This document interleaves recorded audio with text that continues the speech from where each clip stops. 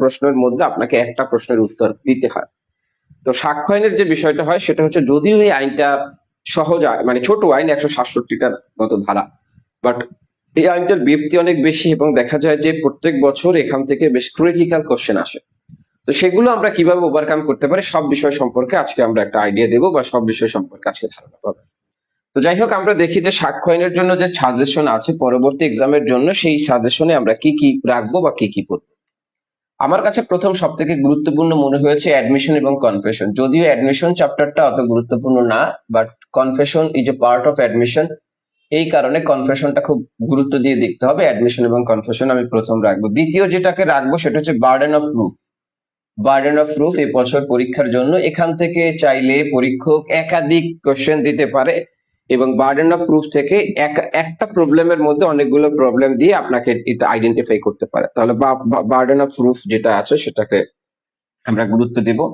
এরপরে হচ্ছে অ্যাকম্পালিস উইটনেস, অথবা যে অপরাধের সহযোগী যিনি আছেন, সেই অপরাধের সহযোগীর যে সাক্ষ্য আছে, সেই সাক্ষ্য সম্পর্কে আপনারা এখানে 3টা ধারা অবশ্যই আসবে। একটা হচ্ছে সেকশন 30, সেকশন 174B, সেকশন 30,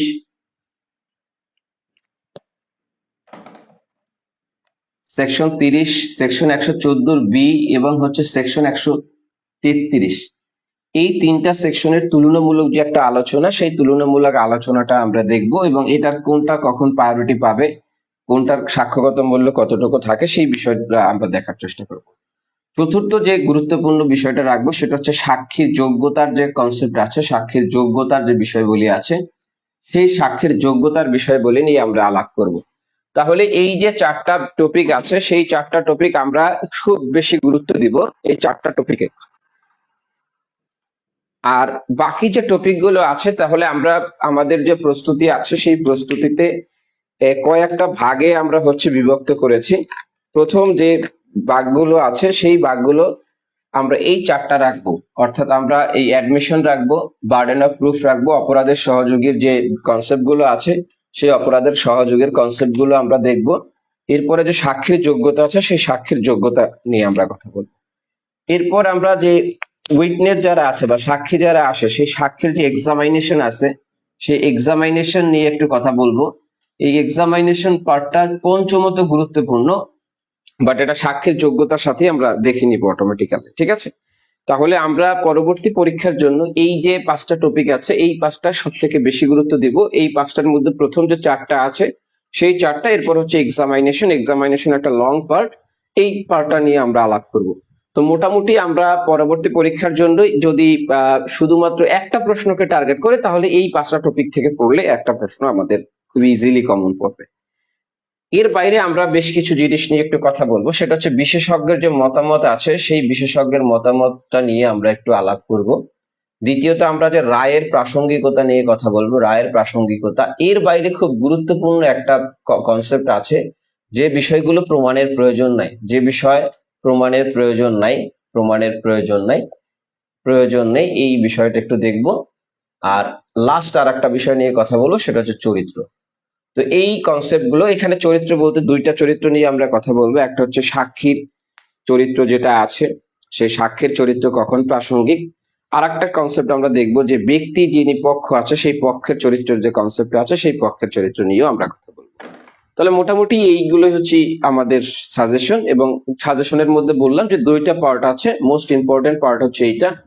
এবং আপনি যদি আমি মোটামুটি ধারাভিত্তিক বলি, তাহলে আপনার সেকশন 101 থেকে 167 পর্যন্ত এখানের যে কনসেপ্ট গুলো আছে সেগুলো করলে একটা কোশ্চেন পাওয়ার সম্ভাবনা খুব বেশি। আর এর বাইরে যে এই যে কনসেপ্ট গুলো আছে, এই কনসেপ্ট গুলো নিয়ে আমরা আলাপ করবো। যদিও আরো অনেক কনসেপ্ট আছে, সেই কনসেপ্ট গুলো আমরা বাদ দিয়েছি, বাট আমাদের মনে হয়েছে যে আপনার 15 নম্বর ক্যারি করার জন্য এতটুকু এনাফ। তো যাই হোক, আমরা চলে যাই আজকের সেশনে। আমরা আজকে খুব গুরুত্বপূর্ণ একটা কনসেপ্ট নিয়ে কথা বলবো, সেটা হচ্ছে কনফেশন নিয়ে আমরা কথা বলবো। এতক্ষণ যে বিষয়গুলো বলেছি সেগুলো বুঝতে পেরেছেন কিনা জানাবেন। যদি কোনো কোশ্চেন থাকে তাহলে সেটা করে ফেলবেন, আর যারা এখনো শেয়ার দেন না, শেয়ার দিয়ে একটু টান লিখে ফেলবেন। তো আমরা এই আমাদের যে গুরুত্ব যে বিষয়গুলো দিয়েছি, সেই গুরুত্বতার উপর ভিত্তি করে আমাদের ক্লাসগুলো আমরা সামনে অগ্রসর হব। আমরা প্রথমে একটু কনফেশন, যদিও admission is a part of, মানে confession is a part of admission, but অ্যাডমিশনটা অত গুরুত্ব না দিয়ে আমরা প্রথমে একটু কনফেশনটা দেখি, এটার সাথে সাথে আমরা অ্যাডমিশনটাও কেউ দেখে ফেলবো। এখনো যারা শেয়ার দেন না, শেয়ার দিয়ে ডান লিখে ফেলবেন, আপনাদের বন্ধুদেরকে একটু মেনশন দিবেন। যারা অফলাইনে ক্লাস করতে চান 10 জুলাই থেকে নতুন লিখিত ব্যাচ শুরু হতে যাচ্ছে, যারা অনলাইনে আজকে থেকে নতুন ব্যাচে আপনারা এনরোল হতে পারেন, উপরোক্ত নাম্বারে যোগাযোগ করতে পারেন। তো যাই হোক, আমরা আগে একটু দেখার চেষ্টা করি যে কনফেশন থেকে আমরা কি কি দেখবো। দেখেন, এখন আর ওই রকমের কোশ্চেন আসে না যে কনফেশন কাকে বলে, এই ধরনের কোশ্চেন আসলে আসে না।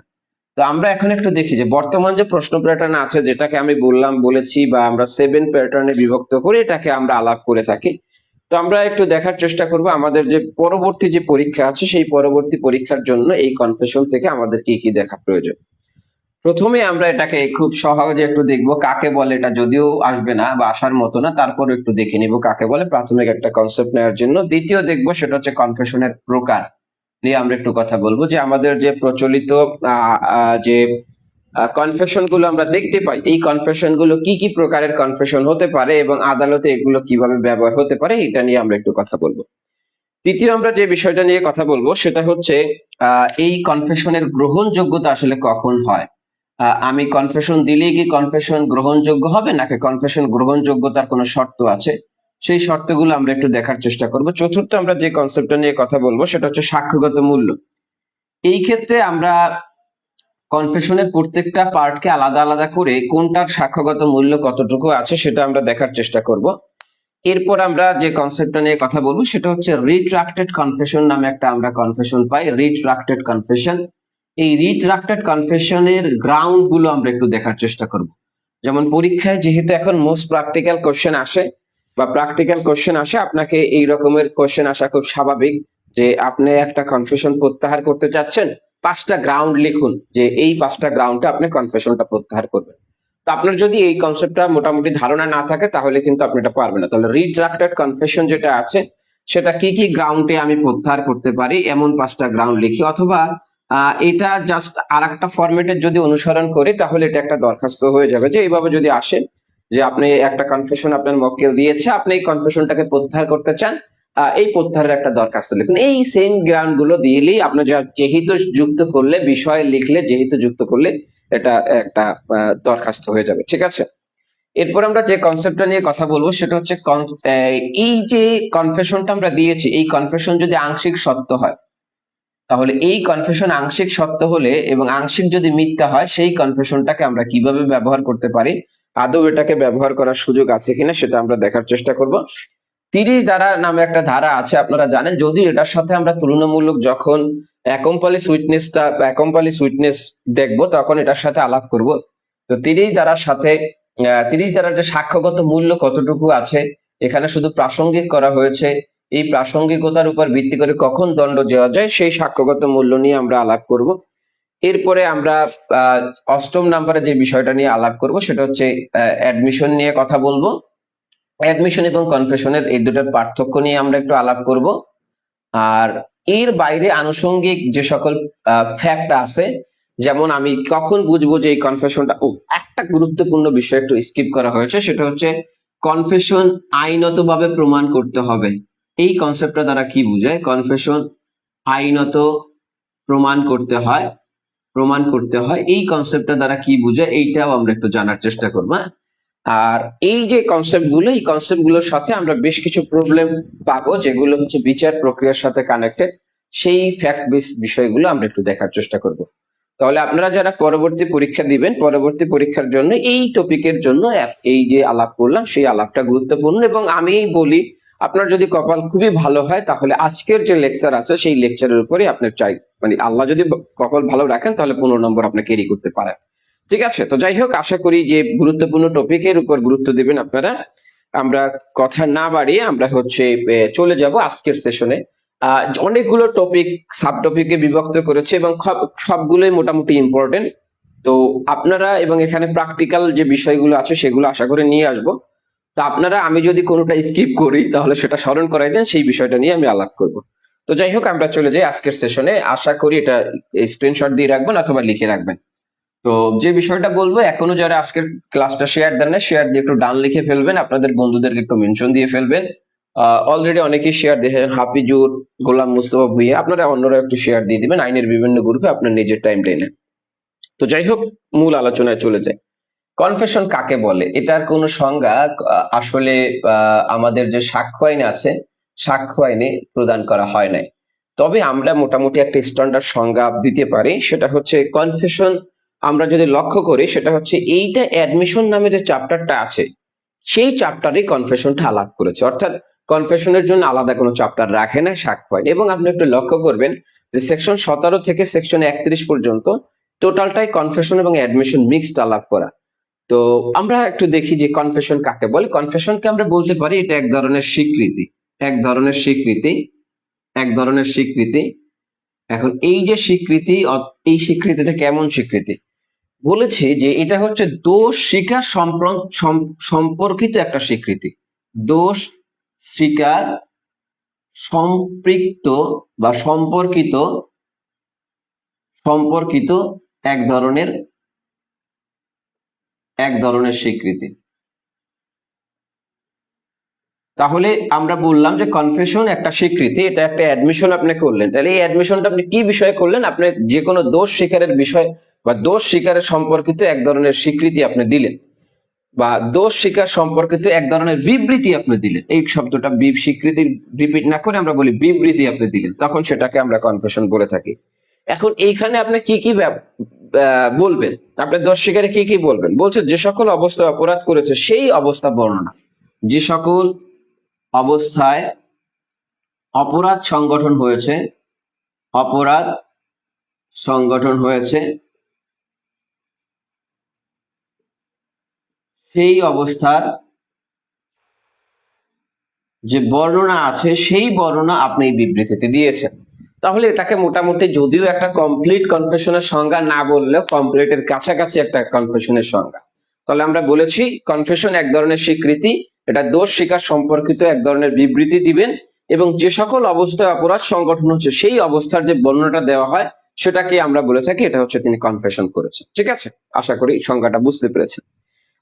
আমরা যদি এক্সাম্পল দিই, যদি এইসবের এক্সাম্পল দরকার হয় না, তারপরে বলি যে একজন ব্যক্তি চুরি করেছে।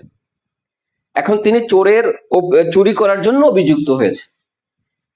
তিনি যে সকল মালামাল নিয়েছেন, কোন পরিস্থিতিতে তিনি এই ঘটনাটা ঘটিয়েছেন, এবং যে সকল মালামাল নিয়েছেন সেই মালামালগুলো কি করেছেন, কোথা থেকে নিয়েছেন, এই সম্পর্কে একটা বিবৃতি দিলেন। তাহলে এটা কি তার কি হয়ে গেল? এটা তার কনফেশন হয়ে গেল। তাহলে এই যে বললাম যে সকল অবস্থায় অপরাধ সংগঠন হয়েছে সেই সকল অবস্থার তিনি যখন বর্ণনা করেন এবং এইটা দোষ স্বীকার সম্পর্কিত যে বিবৃতিটা দিলেন, সেটা কি আমরা বলেছি এটা হচ্ছে কনফেশন। আশা করি বুঝতে পেরেছেন। আচ্ছা, এখন আমরা দেখার চেষ্টা করব যে এই কনফেশন আসলে কয় ক্যাটাগরিতে আমরা বিভক্ত করেছি। যদিও আইনে এই রকমের কোনো বিভক্ত নাই, বাট উচ্চ আদালতের বিভিন্ন ডিসিশন অনুযায়ী এবং হচ্ছে আপনার আমরা যে প্রচলিত আদালতের প্র্যাকটিস অনুযায়ী আমরা বেশ কয়েক ক্যাটাগরির কনফেশনটা পাই। তাহলে আমরা মোটামুটি কনফেশনকে তিনটা ভাগে, প্রাথমিক ভাবে তিনটা ভাগে বিভক্ত করতে পারি। প্রথমে যে কনফেশনটা আমরা বিভক্ত করতে পারি সেটা হচ্ছে, তাহলে আমরা একটু প্রকার সম্পর্কে শিখি, যে এগুলো বেসিক আলোচনা সামনে কাজে লাগবে। তাহলে আমরা একটু প্রকার সম্পর্কে শিখি। কনফেশনের প্রথম যে প্রকারটা আছে, এই প্রকারটাকে আমরা বলে থাকি আপনি কার নিকট কনফেশন দিয়েছেন, কার নিকট কনফেশন দিলেন, কনফেশন। তাহলে কার নিকট কনফেশন দিয়েছেন এটার উপর ডিপেন্ড করে আমরা দুই ধরনের কনফেশন পাই। একটাকে আমরা বলে থাকি জুডিশিয়াল কনফেশন, জুডিশিয়াল কনফেশন, এটা একটু কনফেশন। আর একটাকে আমরা বলে থাকি extra judicial confession, extra judicial confession. তাহলে জুডিশিয়াল কনফেশনটা কি? জুডিশিয়াল কনফেশনটা হচ্ছে যে কনফেশনটা আপনি ম্যাজিস্ট্রেটের কাছে দিলেন, ম্যাজিস্ট্রেটের কাছে দিলেন, এবং ম্যাজিস্ট্রেট এই কনফেশনটা ফৌজদারি কার্যবিধির 164 এবং 164 এবং প্লাস 364 ধারা মোতাবেক, বিধান মোতাবেক এই কনফেশনটাকে লিপিবদ্ধ করলো, এবং এই কনফেশনে আপনার স্বাক্ষর গ্রহণ করলো, ম্যাজিস্ট্রেট স্বাক্ষর দিল। তাহলে আপনার স্বাক্ষর দিল এবং ম্যাজিস্ট্রেট কি করলো, স্বাক্ষর দিল। এই কনফেশনটার যে ডকুমেন্টটা আছে এইটাকে আমরা বলে থাকি জুডিশিয়াল কনফেশন। যদিও অনেক কথা বলছি, লিখছি কম, এটা একটু মনে রাখবেন। তাহলে জুডিশিয়াল কনফেশনটা কার কাছে দিবে? ম্যাজিস্ট্রেটের কাছে দিবে। এই কনফেশনটা কত ধারা অনুযায়ী রেকর্ড হবে? ফৌজদারি কার্যবিধির 164 প্লাস 164 রেকর্ড হবে 364 বিধান অনুযায়ী। ঠিক আছে, 164 ধারা অনুযায়ী রেকর্ড হবে 364 বিধান মোতাবেক, এবং এইটা যখন লিপিবদ্ধ করবে, লিপিবদ্ধ করার পরে যিনি কনফেশন দিয়েছেন তিনিও স্বাক্ষর করবেন, ম্যাজিস্ট্রেটও স্বাক্ষর করবেন। তাহলে এই যে কনফেশনটা ডকুমেন্টটা তৈরি হলো, এটাকে আমরা বলছি এটা হচ্ছে জুডিশিয়াল কনফেশন। আশা করি যে এতটুকু বুঝেছি। এরপর আমরা যে কনফেশনটা শিখি সেটা হচ্ছে extra judicial confession. Extra judicial কনফেশনটা কাকে বলে?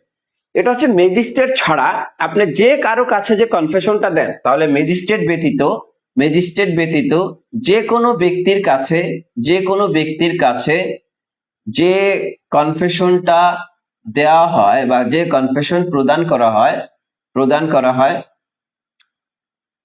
সেই কনফেশনটাকে আমরা বলে থাকি এক্সট্রা জুডিশিয়াল কনফেশন। তাহলে এক্সট্রা জুডিশিয়াল কনফেশনটা যেমনি ভাবে ম্যাজিস্ট্রেটের কাছেই হতে হবে এবং এটা আইনের বিধান মোতাবেক লিপিবদ্ধ হতে হবে, এই রকমের বাধ্যবাধকতা আছে। কিন্তু এক্সট্রা জুডিশিয়াল কনফেশনে এই ধরনের কোনো বাধ্যবাধকতা নাই।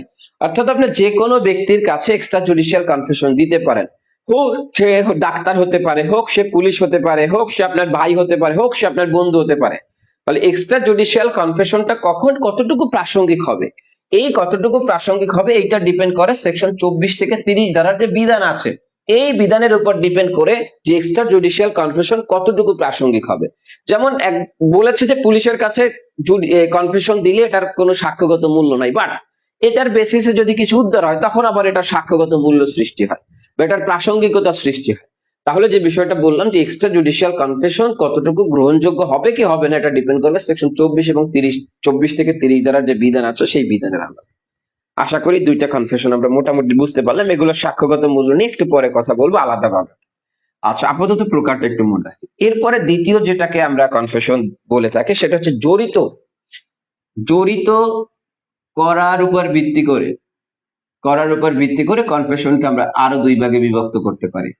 তাহলে প্রথম যে কনফেশনটাকে পাই এটাকে আমরা বলতে পারি ইনকালপেটরি কনফেশন।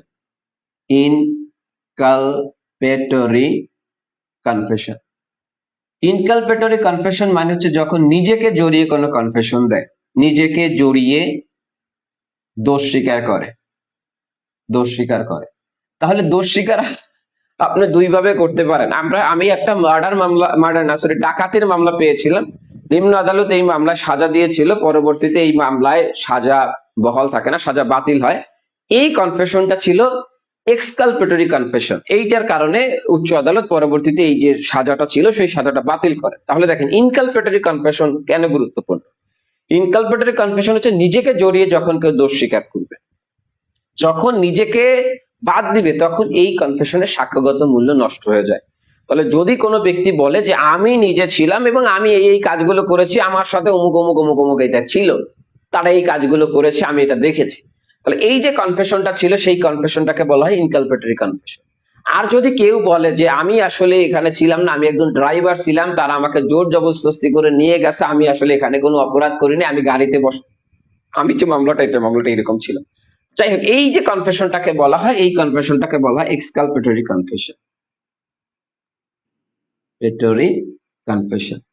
তাহলে এই এক্সকালপেটরি কনফেশন মানে হচ্ছে নিজেকে যখন বাদ দিয়ে কোনো দোষ স্বীকার করবে, নিজেকে বাদ দিয়ে, তাহলে যখন নিজেকে বাদ দিয়ে দোষ স্বীকার করে তখন সেই দোষ স্বীকারের আসলে সাক্ষ্যগত মূল্য কমে যায় বা সাক্ষ্যগত মূল্য থাকে না।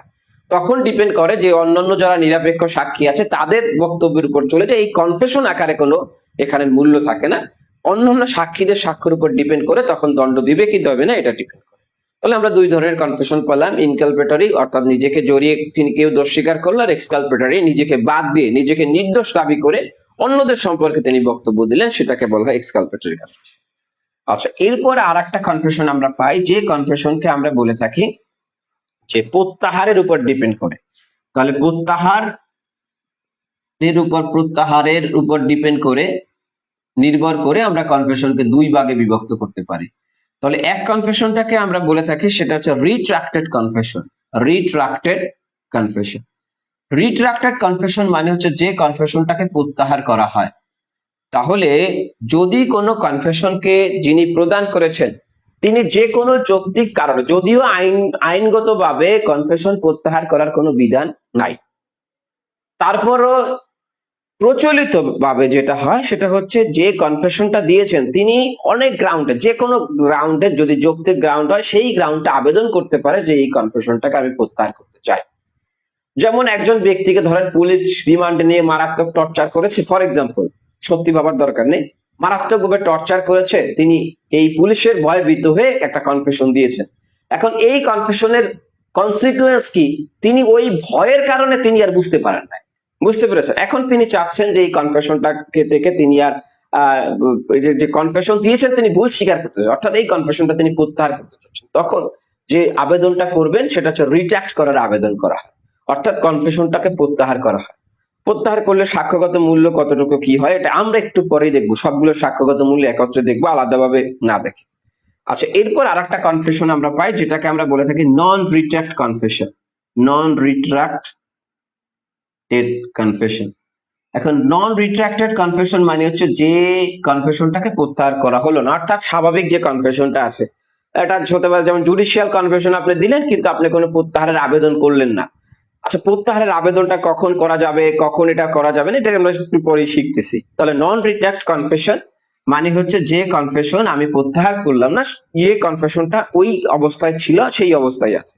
তাহলে এই তিনটা ক্যাটাগরিতে মোট 6 প্রকারের কনফেশন আমরা পেয়েছি বা 6 প্রকারের কনফেশন আমরা পাই। আবার একটু রিপিট করি, এক ধরনের কনফেশন কার কাছে প্রদান করলাম এটার উপর ভিত্তি করে আমরা দুই ধরনের কনফেশন পাই। একটাকে আমরা বলে থাকি জুডিশিয়াল কনফেশন, যেটা বলেছি কার কাছে দিবেন, ম্যাজিস্ট্রেটের কাছে দিবে, কিভাবে লিপিবদ্ধ হবে এটা বলেছি সংক্ষেপে। তারপরও আমরা যখন ফৌজদারি কার্যবিধির 164 দ্বারা 364 আলাপ করব তখন ইন ডিটেইল দেখে নেব। এরপরে আমরা যে কনফেশনটাকে পাই সেই কনফেশনটাকে আমরা বললাম জড়িত করার উপর নির্ভর করে কনফেশন দুই ভাবে বিভক্ত করা যায়। একটাকে আমরা বলছি কিভাবে, যে ইনকালপেটরি কনফেশন, অর্থাৎ যেটাকে নিজেকে জড়িত করে কনফেশন দিল তখন সেই কনফেশনটাকে আমরা বলে থাকি ইনকালপেটরি কনফেশন। আর যখন নিজেকে বাদ দিয়ে কনফেশন দিল তখন আমরা সেটাকে বলেছি এক্সকালপেটরি কনফেশন।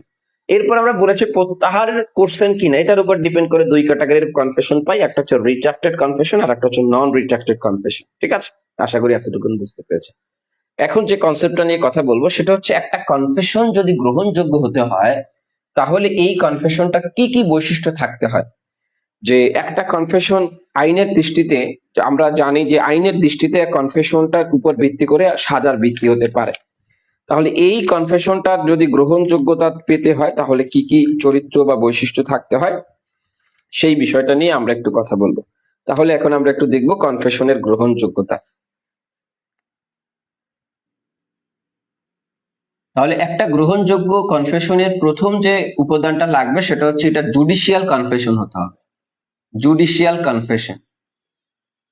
তাহলে জুডিশিয়াল কনফেশন কিভাবে হয় সেটা আমরা অলরেডি বলেছি, যে আইনানুগভাবে ম্যাজিস্ট্রেট যিনি এই কনফেশনটা রেকর্ড করার ক্ষমতায় আছেন তিনি আইনানুগভাবে 164 ধারার বিধান মোতাবেক তিনি 364 ধারা অনুসরণ করে যে কনফেশনটা লিপিবদ্ধ করবেন সেটাকে আমরা জুডিশিয়াল কনফেশন বলি। তাহলে আমি যদি গ্রহণযোগ্যতার কথা বলি তাহলে জুডিশিয়াল কনফেশনটা হতে হবে জুডিশিয়াল কনফেশন। দ্বিতীয় যে শর্তটা পূরণ করতে হবে সেটা হচ্ছে নিজেকে জড়িয়ে এই কনফেশনটা দিতে হবে। নিজেকে জড়িয়ে মানে হচ্ছে যেটাকে আমরা ইনকালপেটরি কনফেশন বলি। তাহলে যদি নিজেকে না জড়ানো হয় তাহলে এই কনফেশন আসলে আইনের দৃষ্টিতে কোনো কনফেশন হিসেবে গণ্য হয় না, সুতরাং হচ্ছে নিজেকে জড়িয়ে এই কনফেশনটাকে দিতে হবে। ঠিক আছে। আচ্ছা, তৃতীয় যে বিষয়টা সেটা হচ্ছে এই যে দোষ স্বীকার সেই দোষ স্বীকার স্বেচ্ছামূলক হতে হবে, এটা মোস্ট ইম্পর্টেন্ট, দোষ স্বীকার স্বেচ্ছামূলক। তাহলে আমি যদি এটাকে গ্রহণযোগ্যতার দিকে টানি তাহলে যে দোষ স্বীকারটা হয়েছে সেই দোষ স্বীকারটা নিজের ইচ্ছায় দিয়েছে।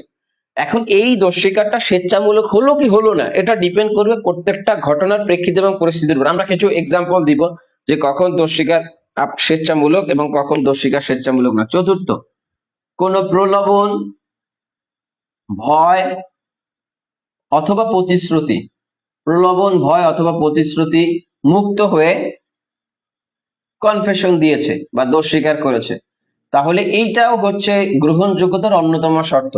যদি কোনো প্রলোভন অথবা কোনো ভয় দিয়ে এইটাকে হচ্ছে কনফেশন আদায় করা হয় বা প্রতিশ্রুতি দিয়ে কোনো কনফেশন আদায় করা হয় তাহলে এই কনফেশনের আর গ্রহণযোগ্যতা থাকে না। ঠিক আছে, তখন এই কনফেশনটা দণ্ডের ভিত্তি হতে পারে না। ঠিক আছে। আচ্ছা, পঞ্চম হচ্ছে যার বিচার হচ্ছে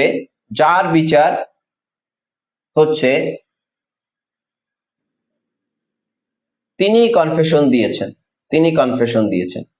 তাহলে যার অপরাধের জন্য বিচার হচ্ছে তিনি কনফেশন দিবেন। যেমন হচ্ছে আমার অপরাধের জন্য বিচার হচ্ছে না বাট আমি একটা কনফেশন দিলাম, তাহলে এই কনফেশনটা গ্রহণযোগ্য হবে না। তাহলে অপরাধে যার বিচার হচ্ছে তিনি কি করবেন, এই বিষয়ে কনফেশন দিবেন।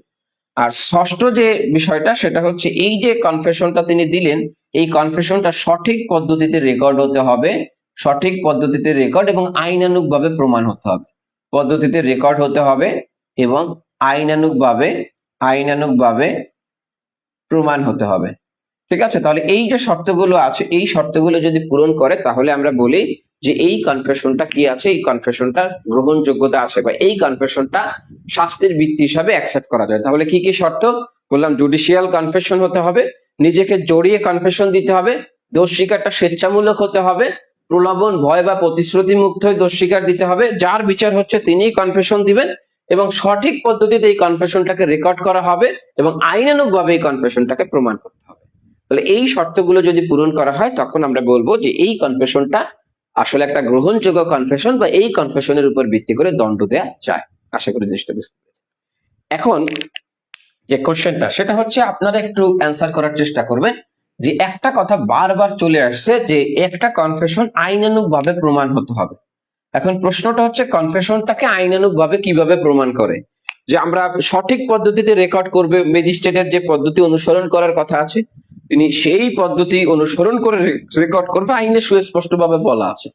কিন্তু আইনানুগভাবে এই কনফেশনটা কিভাবে আমরা প্রমাণ করতে পারি? ঠিক আছে, তাহলে আমরা একটু দেখি। আপনাদের জানা থাকলে কমেন্টে জানিয়ে ফেলবেন যে একটা কনফেশন আইনানুগভাবে কিভাবে প্রমাণ করা যায়। তাহলে কনফেশনটা কিভাবে আইনানুগভাবে প্রমাণ করা যায়? আইনানুগভাবে প্রমাণ।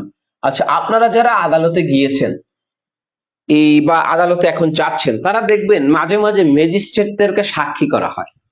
ম্যাজিস্ট্রেটটা সাক্ষী মতো করে কাঠগড়ায় দাঁড়ায়, তাদেরকে শপথপূর্বক জবানবন্দি পাঠ করানো হয় এবং এই ম্যাজিস্ট্রেটকে বিজ্ঞ আইনজীবী যিনি থাকেন তিনি জেরা করেন। আমার যদিও অনেকগুলো এই রকমের দেখার সৌভাগ্য হয়েছে। তো এখন যে বিষয়টা সেটা হচ্ছে যে এই যে কাজটা করেন এই ম্যাজিস্ট্রেট আসলে কখন সাক্ষী হিসেবে আদালতে উপস্থাপিত হয়? যখন ওই ম্যাজিস্ট্রেট একটা কনফেশনকে রেকর্ড করেন তখন ওই কনফেশনের সাপোর্টে তাকে সাক্ষী হিসেবে উপস্থাপিত হতে হয় এবং এই কনফেশনের উপর ভিত্তি করে তাকে জেরা করা হয়, তাকে প্রশ্নের উত্তর দিতে হয়। তাহলে একটা কনফেশন আইনানুগভাবে প্রমাণ কিভাবে হবে? আইনানুগভাবে প্রমাণ হবে যে ম্যাজিস্ট্রেট কনফেশনটাকে রেকর্ড করবেন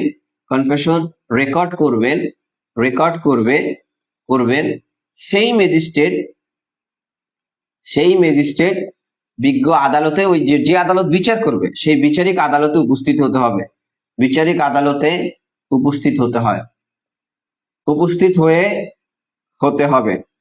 উপস্থিত হওয়ার পরে কি করবে? এই যে ম্যাজিস্ট্রেট আছেন সেই ম্যাজিস্ট্রেট সাক্ষ্য শপথপূর্বক জবানবন্দি প্রদান করবেন। এই যে জবানবন্দি প্রদান করবেন সেটা কনফেশন রিলেটেড জবানবন্দি প্রদান করবেন। তৃতীয়, এই যে ম্যাজিস্ট্রেটকে আছেন সেই ম্যাজিস্ট্রেটকে অপর পক্ষকে অর্থাৎ বিরোধী পক্ষ যিনি আছেন বা আসামি পক্ষ যিনি আছেন অপর পক্ষকে জেরা করার সুযোগ দিতে হবে। তাহলে এইভাবে একটা সাক্ষ্য যেভাবে আদালতে প্রমাণ হবে, এই কনফেশনাল যে ডকুমেন্টটা আছে বা কনফেশনাল যে স্টেটমেন্ট আছে,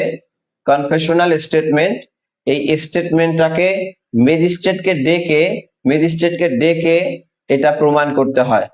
এই যে ম্যাজিস্ট্রেটকে ডেকে কনফেশনাল স্টেটমেন্টটাকে প্রমাণ করতে হয়, এটাকেই বলা হয় যে আইনানুগভাবে প্রমাণ। তাহলে ম্যাজিস্ট্রেট যখন আদালতে হাজির হবেন, যে ম্যাজিস্ট্রেট কনফেশনটা রেকর্ড করেছেন তিনি আদালতে হাজির হবেন। আদালতে হাজির হওয়ার পরে তিনি তাকে শপথপূর্বক জবানবন্দি পাঠ করানোর পরে অপর পক্ষকে জেরা করার যে সুযোগ দেওয়া হবে, সেই সুযোগ দেওয়ার পরে যে কনফেশনটা লিপিবদ্ধ হয় তখন বলা হয় যে এই কনফেশনটা কিন্তু তখন সাক্ষ্য আকারে লিপিবদ্ধ হচ্ছে আবার।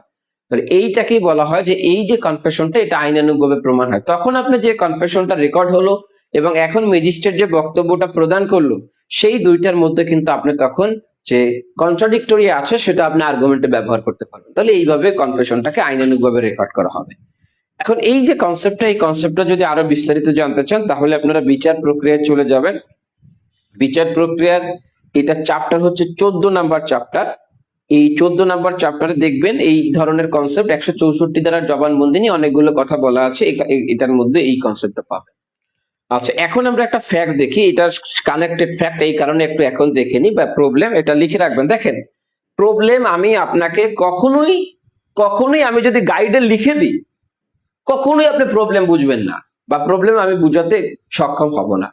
প্রবলেমটা আপনাকে বুঝতে হবে রিলিভেন্ট যে বিষয় আছে, সেই রিলিভেন্ট বিষয়ের আলোচনার সাথে সাথে আপনাকে যেটা কানেক্টেড আছে সেটাকে আলাপ করলে, সেটা যদি আপনি একটা নোট ডাউন করে রাখেন তাহলে আপনি বুঝতে পারবেন। ঠিক আছে? আর যারা মনে করেন যে প্রবলেম আপনি মুখস্থ করে পরীক্ষার হলে গিয়ে ভালো করবেন, এটা আদৌ সম্ভব না।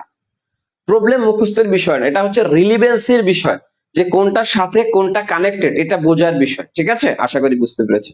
আর আমাদের সাথে যারা আপনারা অনলাইনে যুক্ত হতে চান, আমাদের যে টার্গেট 40 ডেজ যেটা শুরু হয়েছে আজকের ক্লাসের মধ্য দিয়ে, এখানে পরবর্তী এক্সামের আগ পর্যন্ত ধারাবাহিক ক্লাস, আমাদের যে স্পেশাল লিখিত হ্যান্ডনোট সেটা পাবেন, মডেল টেস্ট দেওয়ার সুযোগ পাবেন, সম্ভাব্য প্রশ্নপত্র পাবেন।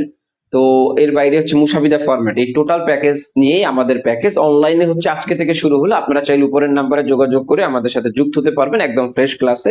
আর অফলাইনে যারা বা সরাসরি যারা করতে চান, 10 তারিখ থেকে আমাদের নতুন একটা ব্যাচ শুরু হচ্ছে সকাল 10টা থেকে।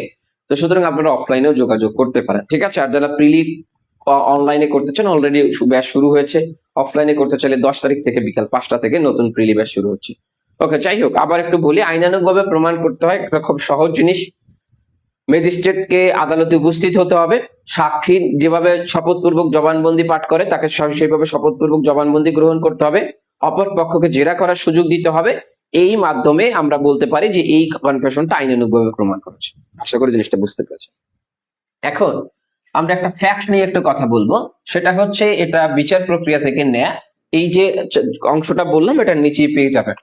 একজন ম্যাজিস্ট্রেট তিনি একটা কনফেশন রেকর্ড করছেন। ধরেন আমরা একটা কাল্পনিক নাম নিই, কাল্পনিক ব্যক্তির নাম হচ্ছে রহিম। তাহলে রহিম একটা কনফেশন দিল, এই কনফেশনটা হচ্ছে একজন ম্যাজিস্ট্রেট রেকর্ড করলেন। ম্যাজিস্ট্রেট রেকর্ড করার পরে এই ম্যাজিস্ট্রেট যেহেতু আইনানুগভাবে কনফেশনটা প্রমাণিত হতে হবে, এই ম্যাজিস্ট্রেট আদালতে হাজির হলেন। আদালতে হাজির হয়ে তিনি জবানবন্দি গ্রহণ করলেন। কিন্তু এই ম্যাজিস্ট্রেটের ওই দিন জিরা হলো না, অর্থাৎ ধরেন অন্য যে কোনো কারণে এই দিন জিরা করা গেল না। এখন এই যে রহিম সাহেব আছেন, যেহেতু এই কনফেশনটাকে জিরা করা হয় নাই, এই রহিম সাহেবের যিনি আইনজীবী আছেন, যেহেতু উকিলের বুদ্ধি, উকিল বললেন বা আইনজীবী বললেন যে আপনি এইটাকে যেহেতু জিরা করার আমরা সুযোগ পাই নাই, আপনি যে কাজটা করেন সেটা হচ্ছে এই কনফেশনটা প্রত্যাহারের একটা আবেদন করেন। এখন প্রশ্নটা হচ্ছে যে এই যে কনফেশনটা এখন যে অবস্থায় আছে, এই অবস্থায় প্রথমত দুইটা বিষয়, একটা হচ্ছে এটাকে আইনানুগভাবে বলছি কনফেশন প্রমাণিত হয়েছে, এটা কি আইনানুগভাবে প্রমাণিত হয়েছে কিনা এইটা একটা বিষয়, আইনানুগভাবে প্রমাণিত হয়েছে কিনা এইটা একটা বিষয়, প্রমাণিত হয়েছে। আর দ্বিতীয় যে বিষয়টা সেটা হচ্ছে এই কনফেশনটা প্রত্যাহারের আবেদন আদালত মঞ্জুর করতে পারে কিনা, বা প্রত্যাহারের আবেদন চলবে কিনা। এই দুইটা হচ্ছে কোশ্চেন, অথবা এই দুইটা হচ্ছে আপনার বিচার্য বিষয়। এখন আপনারা একটু অ্যান্সার করার চেষ্টা করেন এতক্ষণ যে সকল আলোচনা করলাম সেটার বেসিসে। যদিও আমি ফ্যাক্টে কিন্তু বিচার্য বিষয় বলা থাকবে না, আমি আপনাদের সহজ অর্থে বলে দিলাম যে একটা কনফেশন ম্যাজিস্ট্রেট রেকর্ড করলেন, রহিমের কনফেশন, আদালতে তিনি জবানবন্দি দিয়েছেন, তার জেরা করা গেল না যে কোনো কারণে, অর্থাৎ ধরেন আইনজীবী নাই বা অন্য যে কোনো কারণে। এখন যে বিষয়টা সেটা হচ্ছে প্রত্যাহারের আবেদন করার বুদ্ধি দিয়েছে রহিমকে। প্রশ্নটা হচ্ছে এই কনফেশনটা আইনানুগভাবে কি অলরেডি প্রমাণিত হয়েছে কিনা, দ্বিতীয় হচ্ছে প্রত্যাহারের আবেদন চলবে কিনা। আচ্ছা, 22 তারিখে পরীক্ষার ডেটটা কি সঠিক? আপনি কি, আমি জানি না, তবে আপনাকে একটা বকা দেওয়ার কাজ করছেন। সেটা হচ্ছে 22 তারিখ পরীক্ষার অলরেডি নোটিশ দিয়ে দিয়েছে, এবং হচ্ছে বার কাউন্সিলের ওয়েবসাইটে আপনি গেলে দেখবেন এই নোটিশটা আছে। তারপরেও যদি কনফিউজ হন যে 22 তারিখে পরীক্ষা হবে কিনা, তাহলে আপনি বারবার লিখিত পরীক্ষার্থী কিনা এটা নিয়ে সন্দেহ থেকে যায়। ঠিক আছে? তো যাই হোক, ফ্যাক্ট অ্যাগেইন। ওকে, না, আচ্ছা, এত সহজ ফ্যাক্ট তারপরে বুঝতেছেন না, তো ঝামেলা। আচ্ছা, একজন ম্যাজিস্ট্রেট একটা কনফেশন রেকর্ড করলেন, আদালত তার জবানবন্দি গ্রহণ করলো, ম্যাজিস্ট্রেট উপস্থিত হয়ে বললাম আইনানুগভাবে প্রমাণিত হতে হবে। দ্বিতীয়ত যে তাকে জেরা করার সুযোগ পাওয়া গেল না। এবং হচ্ছে আমি স্যার এই প্রবলেমেটিক গুলো না, আমার শিটে কোনো প্রবলেমেটিক নাই, আমার শিটে একদম বেসিক আলোচনা করা আছে। আপনি প্রবলেমেটিক শিখতে গেলে এগুলো লিখে নিতে হবে একটু কষ্ট করে। যদি এই কষ্ট না করতে পারেন তাহলে আই এম সরি। জেরা করা গেল না, প্রত্যাহারের আবেদন এটা চলবে কিনা। এখন যে বিষয়টা সেটা হচ্ছে, প্রথমত হচ্ছে এটা আইনানুগভাবে প্রমাণিত হয়েছে কিনা। এটা আইনানুগভাবে প্রমাণিত হয়েছে।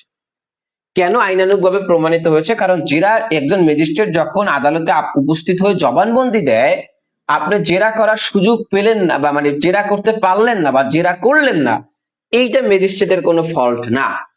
ঠিক আছে? অর্থাৎ জেরা করার সুযোগ আপনি চাইলে নিজে প্রত্যাহার করতে পারেন, আপনি চাইলে জেরাটা ডিনাই করতে পারেন, এটা আপনার ইচ্ছা, বাট আপনার দেখতে হবে আপনার সুযোগ ছিল কিনা।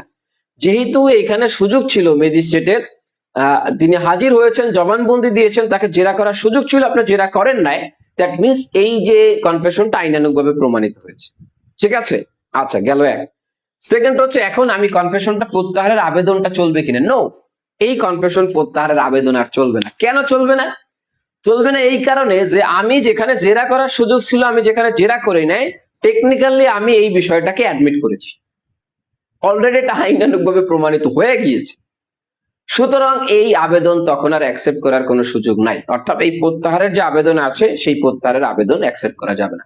তাহলে এটাকে আইনানুগভাবে প্রমাণিত হয়েছে এবং আমার ফল্টের কারণে আমি আর এই আবেদনটা করতে পারবো না, এবং এই আবেদনটা করলে আদালত এই আবেদনটাকে সরাসরি নামঞ্জুর করবে অথবা প্রত্যাখ্যান করবে। এই যে কনসেপ্টটা পাবেন, এই কনসেপ্টটা যাদের কাছে তৃতীয় সংস্করণ আছে 395 পেজের 3য় নাম্বার প্যারায় পেয়ে যাবেন। আর যাদের কাছে অন্যান্য সংস্করণ আছে, এই অন্যান্য সংস্করণের আপনারা হচ্ছে 14 নাম্বার যে চ্যাপ্টার আছে, পরিচ্ছেদ 14, এখানে দেখবেন 164 দ্বারা জবানবন্দির সাক্ষ্যগত মূল্য নিয়ে কথা বলা হয়েছে। এই চ্যাপ্টারে গিয়ে একটু আলাদা দেখে নেবেন। ঠিক আছে? আশা করি জিনিসটা বুঝতে পেরেছেন। তাহলে এটা প্রমাণিত হয়েছে এবং প্রত্যাহারের যে আবেদন আছে সেই আবেদন চলবে না। কেন চলবে না আশা করি বুঝতে পেরেছেন। যে যখন তিনি কনফেশনটাকে জেরা করার সুযোগ পাইলো, ম্যাজিস্ট্রেটকে জেরা করলেন না, দ্যাট মিনস হচ্ছে তিনি কনফেশনটাকে অ্যাডমিট করে নিয়েছেন। যেহেতু তিনি কনফেশনটাকে অ্যাডমিট করে নিয়েছেন এবং তার যে জেরা করার সুযোগটাকে তিনি প্রত্যাখ্যান করেছেন, সুতরাং তিনি আর এই যে প্রত্যাহারের আবেদন যেটা আছে সেই প্রত্যাহারের আবেদনটা তিনি করতে পারবেন না। ঠিক আছে? আশা করি জিনিসটা বুঝতে পেরেছি। আচ্ছা, এখন একটু সাক্ষ্যগত মূল্য দেখার আগে আমরা একটু দেখি যে কি কি গ্রাউন্ডে একটা কনফেশন প্রত্যাহার করা যায়। তাহলে গ্রাউন্ডস, এটা এই শুধু গ্রাউন্ডসে লিখে যে প্রত্যাহারের গ্রাউন্ডস। ঠিক আছে? প্রত্যাহার। তাহলে এটা থেকে অনেক ধরনের কোশ্চেন আসতে পারে। আমি বলেছি যে প্রথম যে কোশ্চেনটা আসতে পারে, আচ্ছা দেখেন এখানে হুবাহু যে ল্যাঙ্গুয়েজটা বলা আছে, বলেছে পরে আসামি তার স্বীকার প্রমাণ, কিন্তু আসামি পক্ষ তাকে জেরা করা হয়নি, পরে আসামি তার স্বীকারোক্তিকে দেয়া বক্তব্য প্রত্যাহার করে। যেহেতু ম্যাজিস্ট্রেট জেরা করা হয়নি, তার জবানবন্দির বক্তব্য চ্যালেঞ্জ করা হয়নি, সেহেতু আসামির স্বীকারোক্তি প্রত্যাহারের আবেদন গ্রহণ করা হয়নি। তাহলে এখানে জাস্ট আপনি এইভাবে লিখবেন, যেহেতু জেরার সুযোগ পেয়েও জেরা করা হয় নাই এবং এই যে যিনি ম্যাজিস্ট্রেট ছিলেন তার বক্তব্যকে চ্যালেঞ্জ করা হয় নাই, দ্যাট মিনস এই বক্তব্যটাকে অ্যাডমিটেড হয়ে গিয়েছে এবং এটা আইনানুগভাবে প্রমাণিত হয়েছে। এই কারণে যে বিষয়টা তিনি অ্যাডমিটেড করেছে, চ্যালেঞ্জ করে না, সেই বিষয়টা তিনি প্রত্যাহার করতে পারেন না বা প্রত্যাহার করতে পারবে না। ঠিক আছে? আশা করি জিনিসটা বুঝতে পেরেছেন। আচ্ছা, এখন আমরা একটু দেখি গ্রাউন্ডস অফ প্রত্যাহার, কি কি গ্রাউন্ডে আমরা প্রত্যাহার করতে পারি কনফেশন। প্রথমে আমরা যে গ্রাউন্ডে প্রত্যাহার করতে পারি সেটা হচ্ছে, এটা দুই ভাবে কোশ্চেন আসতে পারে। একটা সরাসরি আসতে পারে যে কনফেশন, আপনি যে কোনো 5টা গ্রাউন্ড লিখুন বা 5টা কারণ লিখুন, যে 5টা কারণে আপনি একটা কনফেশনকে প্রত্যাহার করতে পারেন, এভাবে আসতে পারে। যে কথাগুলো বলি ক্লাসের কথাগুলোকে এ টু জেড মনোযোগ দিতে হবে। এর কারণ হচ্ছে আমি কিন্তু বলেছি আমাদের বাইরে আপনাকে পাশ করতে কিছুই পড়তে হবে না। যে ক্লাসে যে লেকচারটা দিচ্ছি সেই লেকচারটা শুধুমাত্র ফলো করেন ভালোভাবে, আপনি ফেল করবেন ইনশাল্লাহ, পরীক্ষা খারাপ হবে না। এটা বিগত স্টুডেন্ট যারা আছে তাদের মাধ্যমে প্রমাণিত। কিন্তু যারা একটু পণ্ডিতি করতে চাচ্ছেন তাদের জন্য আফসোস, পরবর্তীতে আফসোস করবেন, আবার ভর্তি হতে হবে। আমি চাই না আমার কোন স্টুডেন্ট আবার আমার এখানে ভর্তি হোক। তো যাই হোক, গ্রাউন্ড অফ প্রত্যাহার, কি কি গ্রাউন্ডসে প্রত্যাহার করা যায়। প্রথম যে গ্রাউন্ডে আমরা আচ্ছা, এখানে আরেক ধরনের কোশ্চেন আসতে পারে। যেমন আপনাকে একটা ফ্যাক্ট দিয়ে বলতে পারে যে আপনার কাছে একজন মক্কেল আসলো, মক্কেল এসে বলল যে স্যার আমি হচ্ছে আহ, একটা কনফেশন দিয়ে ফেলেছি, বাট আমি হচ্ছে এই কনফেশনটাকে প্রত্যাহার করতে চাই, তাহলে আপনি একটা কনফেশন প্রত্যাহারের আবেদন বা দরখাস্ত লিখুন। এখন যে বিষয়টা সেটা হচ্ছে ফৌজদারির যে দরখাস্ত আছে এই দরখাস্তগুলোর ফরম্যাট সেম, ঠিক আছে? এগুলো হচ্ছে অ্যাপ্লিকেশনের মতো। তো আপনি জাস্ট আদালতের নাম, কোন মামলার নাম, আর তারপর হচ্ছে যিনি আসামি এবং যে রাষ্ট্রপক্ষে যারা আছেন তাদের নাম লিখে, আপনি বিষয় লিখে এই গ্রাউন্ডগুলো শুধু এর আগে যেহেতু অ্যাড করবেন, শেষ। ঠিক আছে? তাহলে কি কি কারণে আমরা কনফেশন প্রত্যাহার করতে পারি? প্রথম বলেছি যে অমানবিক অত্যাচারের ফলে অত্যাচারে বাধ্য হয়ে এই কনফেশনটা দিয়েছে, যেহেতু লিখে নিবেন, খুব সংক্ষেপে লিখতেছি, এখানে একটু সুন্দর করে লিখবেন, যেহেতু পুলিশের অথবা যেহেতু তিনি জেলখানায় অমানবিক অত্যাচার, যে যদি কাউকে অ্যাকিউজ না করতে চান তাহলে বাধ্য হয়ে যেহেতু এই কনফেশনটা দিয়েছে সুতরাং হচ্ছে এটা প্রত্যাহার করতে চাই। ঠিক আছে? আচ্ছা, দ্বিতীয় যে বিষয়টা সেটা হচ্ছে যেহেতু এই যিনি আসামি আছেন বা দরখাস্তকারী লেখেন, দরখাস্তকারীকে দরখাস্তকারীকে ম্যাজিস্ট্রেট যথেষ্ট রূপে সতর্ক করেনি, এই কারণে আপনি কনফেশন প্রত্যাহার চান। এটা কিন্তু আগে পরে লিখবেন, যেহেতু দরখাস্তকারীকে ম্যাজিস্ট্রেট যথেষ্ট রূপে সতর্ক করেনি সুতরাং হচ্ছে এই কনফেশনটা আমি প্রত্যাহার চাচ্ছি। আচ্ছা, তৃতীয় যে বিষয়টা সেটা হচ্ছে যেহেতু দরখাস্তকারীকে সতর্ক করলেও চিন্তা ভাবনা করার জন্য যথেষ্ট সময় প্রদান করা হয়নি, এই কারণে আপনি কনফেশনটা প্রত্যাহার করতে চাচ্ছেন। চতুর্থ, যেহেতু পুলিশ দরখাস্তকারীকে আটক করে অজ্ঞাত স্থানে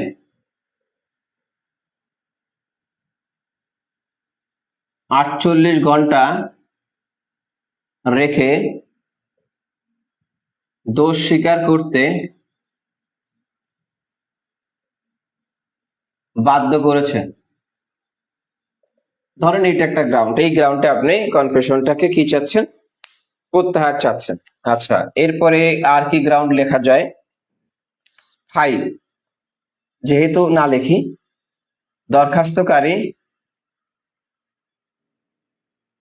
দরখাস্তকারীকে ভয়ভীতি দেখিয়ে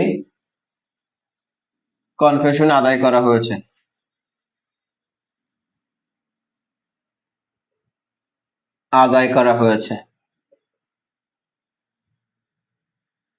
এরপর কি গ্রাউন্ড লেখা যায়? ষষ্ঠ, দরখাস্তকারীকে মিথ্যা প্রতিশ্রুতি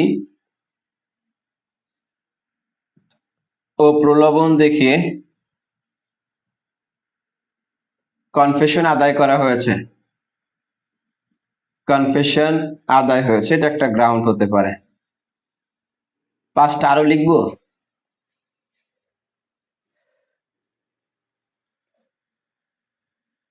আচ্ছা, এই 6টা থাক, এই 6টা সাজাই লিখলেই হবে। ঠিক আছে? তাহলে যে বিষয়গুলো বললাম সেটা হচ্ছে কনফেশন, এর বাইরে আরো আপনি অনেক গ্রাউন্ড দিতে পারেন, যে যেহেতু পুলিশের রিমান্ড থেকে এসে সরাসরি তিনি কনফেশন দিয়েছেন সুতরাং তার কনফেশন স্বেচ্ছামূলক হয় না, এই কারণে প্রত্যাহার চাচ্ছি। পুলিশ রিমান্ডে নিয়ে তাকে অমানবিক নির্যাতন করেছে, এই কারণে তিনি হয়তো অমানবিক নির্যাতনের তো লিখেছি, এই গ্রাউন্ড গুলো দিয়ে দিন, 5-6টা মনে রাখলে চলবে। এর বাইরে লেখা যায় যে পুলিশের নিয়ন্ত্রণ মুক্ত হয়ে কনফেশন তিনি দেয় নাই, এই কারণে কনফেশন প্রত্যাহার চাচ্ছি। ঠিক আছে? আশা করি বুঝতে পেরেছেন। তাহলে এই যে গ্রাউন্ড গুলো বললাম, এই গ্রাউন্ড গুলো আপনাকে যদি দরখাস্ত আকারে চায় তাহলে আপনি দরখাস্তের ফরম্যাটটা অনুসরণ করে যেহেতু শুধু অ্যাড করবেন, আর যদি দরখাস্ত আকারে না চায় তাহলে আপনি 5-6টা গ্রাউন্ড এইভাবে যদি আসে যে কি কি গ্রাউন্ডে কনফেশন প্রত্যাহার করতে পারেন, এই রকমের কিছু গ্রাউন্ড দেখেন, তাহলে এই যে বিষয়গুলো বললাম এই বিষয়গুলো লিখে দিলেই হবে। আশা করি জিনিসটা বুঝতে পেরেছেন। এখন আমরা যে কনসেপ্টটা নিয়ে কথা বলবো সেটা হচ্ছে আমরা আলাপ করব যে এই যে কনফেশন শিখলাম এতক্ষণ যাবত, সেই কনফেশন গুলোর সাক্ষ্যগত মূল্য কতটুকু। তাহলে প্রত্যাহারকৃত কনফেশন, স্বাভাবিক যে কনফেশন, জুডিশিয়াল কনফেশন, এইগুলো সবই আমরা শিখছি, বাট এখন আমরা একটু দেখার চেষ্টা করবো এগুলোর সাক্ষ্যগত মূল্য কতটুকু।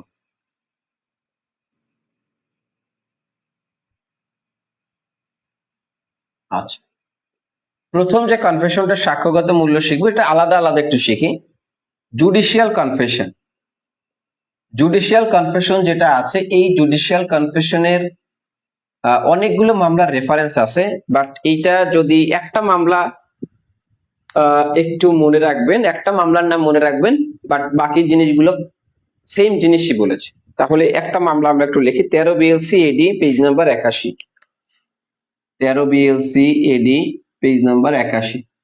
এই যে মামলায় আছে, এই মামলায় বলছে যে জুডিশিয়াল কনফেশন যদি সত্য এবং স্বেচ্ছামূলক হয়, তাহলে এই জুডিশিয়াল কনফেশন দণ্ডের ভিত্তি হতে পারে। তাহলে বলছে যে জুডিশিয়াল কনফেশন যদি সত্য ও স্বেচ্ছামূলক হয়, তবে এই জুডিশিয়াল কনফেশন কি হতে পারে, দণ্ডের ভিত্তি হতে পারে। দণ্ডের ভিত্তি অর্থাৎ শুধুমাত্র জুডিশিয়াল কনফেশন যদি সত্য প্রমাণ করতে পারেন এবং স্বেচ্ছামূলক প্রমাণ করতে পারেন, তাহলে এই জুডিশিয়াল কনফেশনের উপর ভিত্তি করে আপনি দণ্ড দিতে পারবেন, ঠিক আছে, বা আদালত দণ্ড দিতে পারবে। আচ্ছা, অন্যান্য অনেক মামলা 3টা শর্ত বলেছে, যে 3টা শর্ত যদি পূরণ করে, 3টা শর্ত পূরণ করলে একটা জুডিশিয়াল কনফেশনের উপর ভিত্তি করা যায়, জুডিশিয়াল কনফেশনের উপর ভিত্তি করা যায়।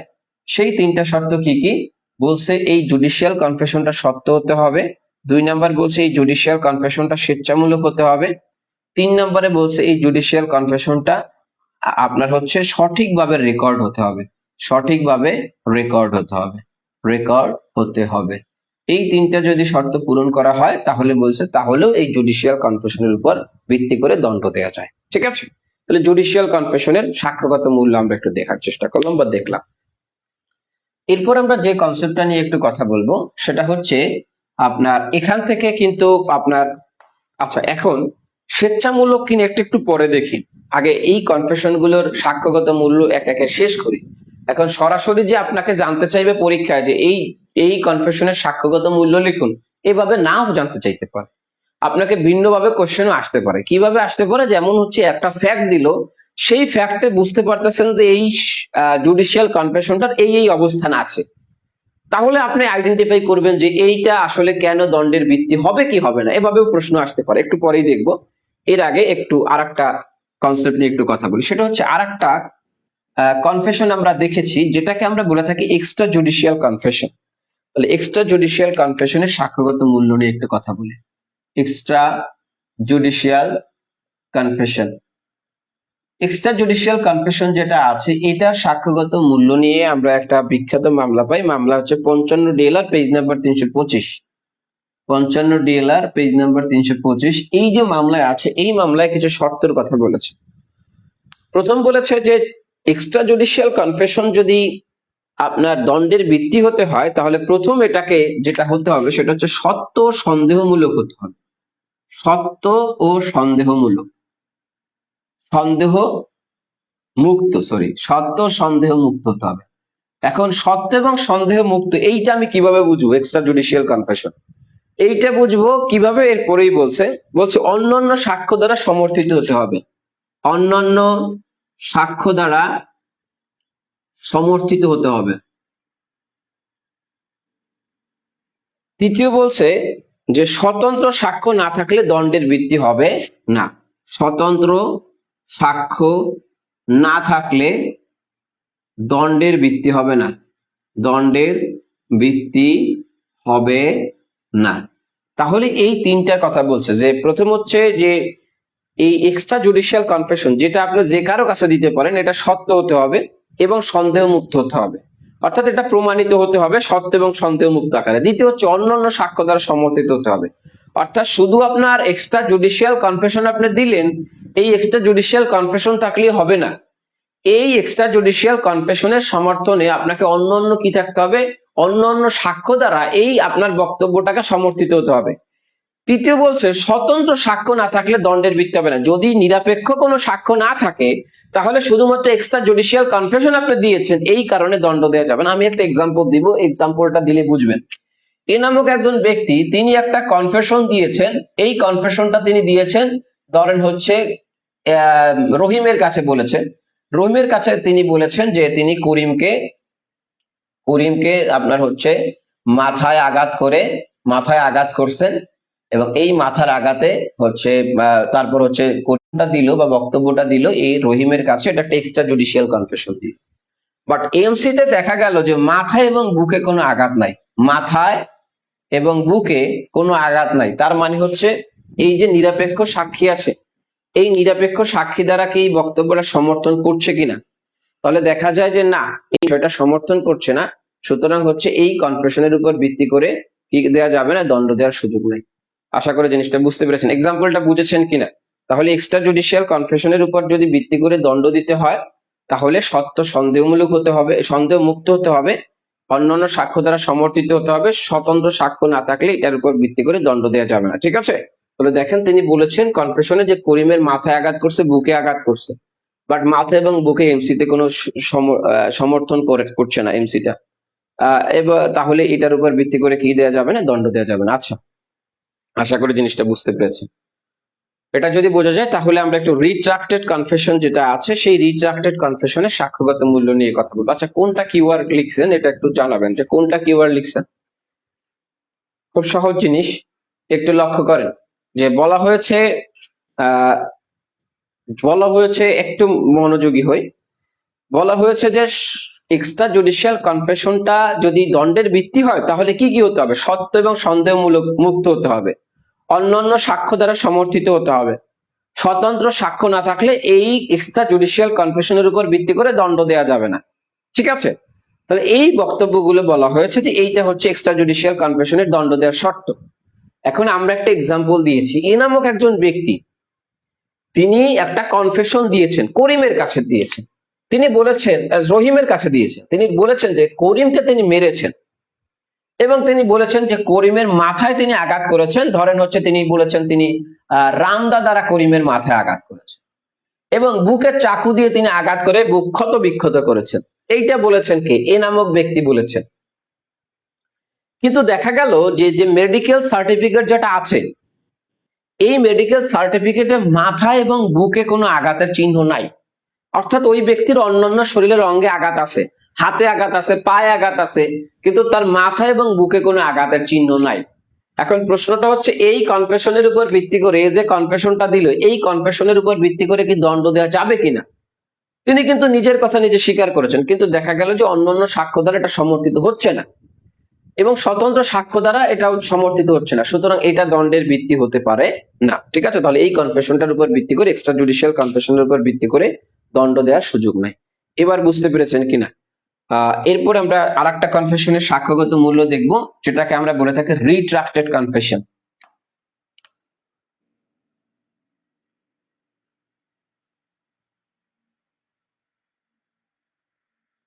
তাহলে রিট্রাক্টেড কনফেশন, যে কনফেশনটাকে আমরা বলেছি যে আপনি কনফেশনটাকে প্রত্যাহার করে নিয়েছেন, অর্থাৎ আপনি যে কনফেশন দিয়েছেন আপনি বুঝতে পেরেছেন যে কোনো কারণে এই কনফেশনটা সঠিক হয় নাই, বা আমরা অনেকগুলো গ্রাউন্ড দেখলাম, যে কোনো গ্রাউন্ডে আপনি এই কনফেশনটাকে প্রত্যাহার করেছেন। এখন প্রশ্নটা হচ্ছে যদি কনফেশনটা প্রত্যাহার করা হয় তাহলে এটা সাক্ষ্যগত মূল্য কতটুকু থাকে, এটা সাক্ষ্যগত মূল্য কতটুকু থাকে, এইটা নিয়ে একটা মামলা আমরা দেখবো। 6 বিএলসি এডিট 6 বিএলসি, এটা হচ্ছে পেজ নাম্বার 415। এই মামলায় বলা হয়েছে যে প্রত্যাহারিত স্বীকারোক্তি ছাড়া অন্য কোনো স্বতন্ত্র বা বিশ্বাসযোগ্য বা সমর্থনমূলক সাক্ষ্য না থাকলে এই প্রত্যাহারকৃত স্বীকারত দোষ স্বীকারের উপর ভিত্তি করে দণ্ড দেওয়া যায় না। তাহলে বলছে প্রত্যাহারকৃত স্বীকারোক্তি ছাড়া অন্য কোনো স্বতন্ত্র বিশ্বাসযোগ্য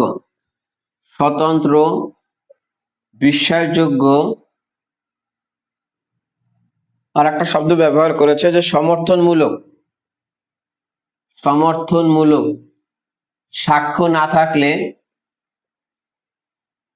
প্রত্যাহারকৃত স্বীকারোক্তির উপর ভিত্তি করে স্বীকারোক্তির ভিত্তিতে দণ্ড দেয়া নিরাপদ নয়, দণ্ড দেয়া নিরাপদ নয়। তাহলে বলা হয়েছে যদি একজন ব্যক্তি তার যে দোষ স্বীকারোক্তি আছে সেই দোষ স্বীকারোক্তি প্রত্যাহার করে, তাহলে এই মামলায় বলেছে যে তাহলে অন্যান্য স্বতন্ত্রমূলক সাক্ষী থাকতে হবে, বিশ্বাসযোগ্য সাক্ষী থাকতে হবে, সমর্থনমূলক সাক্ষ্য থাকতে হবে। কোন বিষয়? তিনি যে বিষয়ে অলরেডি দোষ স্বীকার করেছেন সেই বিষয়। অর্থাৎ একজন বলেছে আমি রহিমকে এইভাবে মেরেছি, এখন তিনি আবার এই বক্তব্যটাকে প্রত্যাহার করতে চাচ্ছেন, তাহলে কি করতে হবে? তাকে স্বতন্ত্রমূলক সাক্ষী হতে হবে, মানে স্বতন্ত্র সাক্ষী থাকতে হবে, বিশ্বাসযোগ্য সাক্ষী থাকতে হবে, সমর্থনমূলক সাক্ষ্য থাকতে হবে। এই তিনটা না থাকলে প্রত্যাহারকৃত স্বীকারোক্তির ভিত্তিতে দণ্ড দেয়া আদালত বলছে এটা নিরাপদ হবে না। বাট অনেকগুলো এর আরো কিছু ডিসিশন আছে, মানে সিরিজ অফ ডিসিশন আছে, এগুলো আমরা একটু দেখি। প্রথমে যে ডিসিশন সেটা হচ্ছে 29 DLR supreme court 271, 29 DLR supreme court 271, same ক্যাটাগরির ডিসিশন, সিরিজ অফ ডিসিশন অন্তত 50টা। সর্বশেষ সংযোজন 74 ডিএলআর এডি 2022, 74 ডিএলআর এডি 2022 সেম কথাই বলছে। এইখানে যে বিষয়টা বলছে সেটা page number 123, 74 DLR page number 123। এই দুইটা মামলা ছাড়াও আরো অনেকগুলো মামলায় সেম ক্যাটাগরির ডিসিশন আসছে, বলছে যে যদি কনফেশনটা রিট্রাক্ট করা হলো বা কনফেশনটা প্রত্যাহার করা হলো, প্রত্যাহারকৃত কনফেশন এটা প্রত্যাহার করছে, এরপরেও যদি বা প্রত্যাহারকৃত স্বীকারোক্তি, এই স্বীকারোক্তিটা প্রত্যাহার করছে, স্বীকারোক্তি এই প্রত্যাহার করার পরেও যদি আদালত এটা দেখে সত্য, স্বেচ্ছামূলক ছিল, সত্য ছিল এবং বিধি অনুযায়ী লিপিবদ্ধ হয়েছে, সত্য ছিল, স্বেচ্ছামূলক ছিল এবং বিধি মোতাবেক লিপিবদ্ধ হয়েছে, মোতাবেক লিপিবদ্ধ, তাহলেও দণ্ডের ভিত্তি হতে পারবে, লিপিবদ্ধ, তাহলে এটা কি হতে পারবে? দণ্ডের ভিত্তি। ঠিক আছে?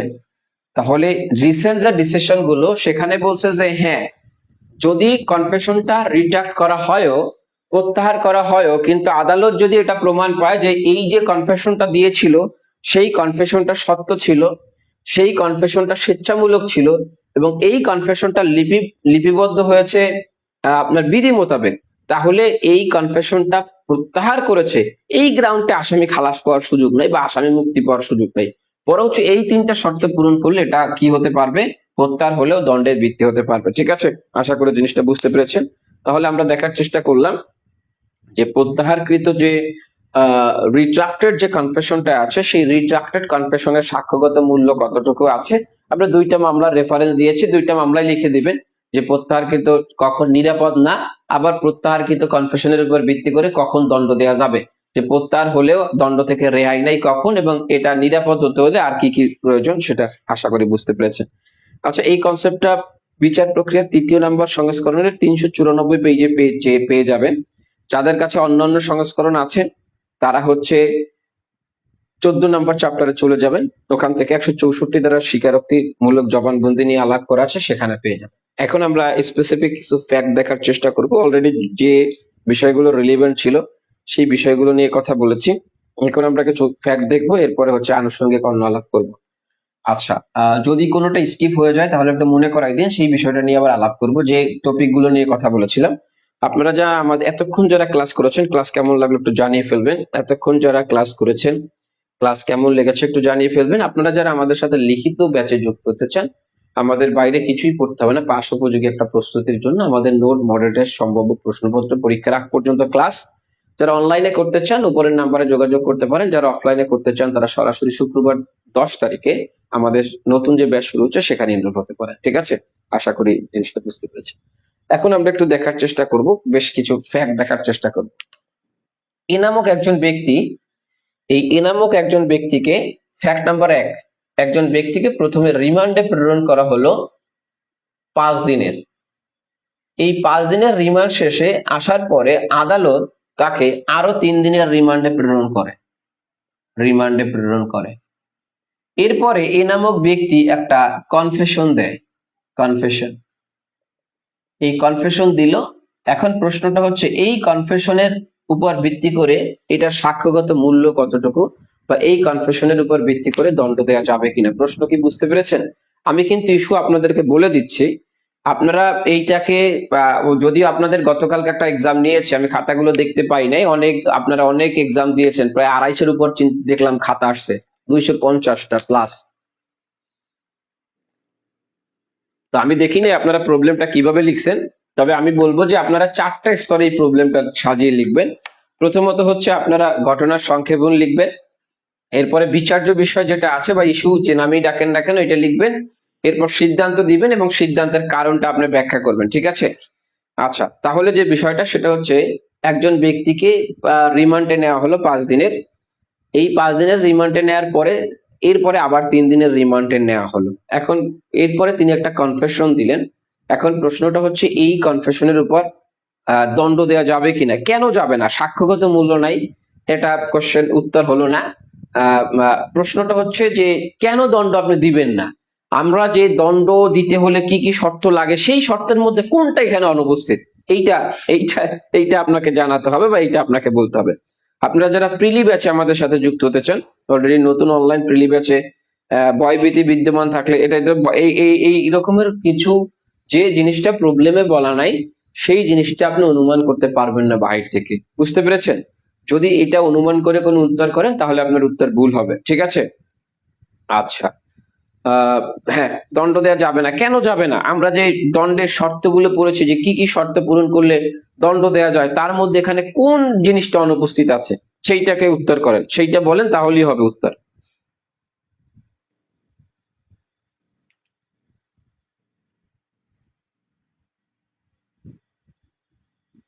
আচ্ছা, তাহলে এটার উত্তর হচ্ছে যে এই যখন প্রথম রিমান্ডে থেকে আসার পরে তিনি যখন কোনো কনফেশন দিলেন না, দ্যাট মিন্স পরে আবার রিমান্ডে প্রেরণ করার পরে তিনি কনফেশন দিয়েছেন, এই কনফেশনটা স্বেচ্ছামূলক হয় নাই, ঠিক আছে?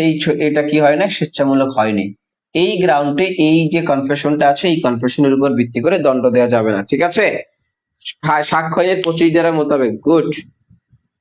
আচ্ছা, 24 দ্বারা স্বেচ্ছায় না, ভালো হইতে পারে না, এটা স্বেচ্ছামূলক, হ্যাঁ। তাহলে এই যে কনফেশনটা আছে, এই কনফেশনটা স্বেচ্ছামূলক হয় না, এটা পেয়ে যাবেন বিচার প্রক্রিয়ার 3য় সংস্করণের পেজ নাম্বার 394। এখানে এই সেম একটা ফ্যাক্ট বলা আছে, প্রথম পুলিশের হেফাজতে রাখার পরে তিনি কোনো স্বীকারোক্তি দেন নাই, পরবর্তীতে তাকে আবার পুলিশ হেফাজতে পাঠানো হয়, পাঠানোর পরে তিনি হচ্ছে একটা স্বীকারোক্তি দিয়েছেন। তাহলে এই স্বীকারোক্তিতে স্বেচ্ছামূলক হয় না, এই কারণে এই স্বীকারোক্তিকে ব্যবহার করা যাবে না, ঠিক আছে? তাহলে স্পেসিফিক্যালি আপনাকে যেটা জানতে চাইবে, স্বীকার করে নাই, আপনাকে যেটা জানতে চাইবে মূল পয়েন্টে, আপনার কিন্তু পরীক্ষক কখনোই চায় না যে আপনি একটা রচনা লিখে দিয়ে আসেন। পরীক্ষক চায় না যে আপনাকে গরুর রচনা লিখতে বলছেন, আপনি এটাকে কুমির পর্যন্ত নিয়ে গেছেন, এটার দরকার নাই। আপনাকে গরুর রচনা চাইছে, আপনি গরুর রচনার অ্যান্সার করুন। আমার অনেক স্টুডেন্ট আছে যারা, আমি নিজে 20 পেজ লিখছি ভাই, ঠিক আছে? আমার অনেক স্টুডেন্ট, নাসির, নাম বলে দিই, নাসির 12 পেজ লিখে পাস করছে। আর আপনারা হচ্ছে ওই মূল আলোচনা না করে, মূল বিষয়বস্তুকে না টাচ করে, আপনারা কি করবেন, কি পয়েন্ট টাচ না করে আপনারা যত পৃথিবীর জিনিস আছে সব লিখে দিয়ে আসবেন। পরীক্ষা তো মাশাআল্লাহ হবে, এরপর দেখবেন যে 100তে অ্যান্সার করছেন, পাস করতে পারতেছেন না। ঘটনা কোথায়? ঘটনা হচ্ছে পরীক্ষক যেটা চাচ্ছে ওইটা ছাড়া সবই লিখছেন, বুঝতে পেরেছেন? তাহলে আপনাকে বুঝতে হবে যে কি চাচ্ছে এবং কি লিখতে হবে। একটা বারবার দেখছে জাহিদুল, কনফেশন থেকে কি গভীর প্রশ্ন আসবে? আমি তো পরীক্ষক না, আমি কিভাবে বলবো গভীর আসবে না পাতলা আসবে?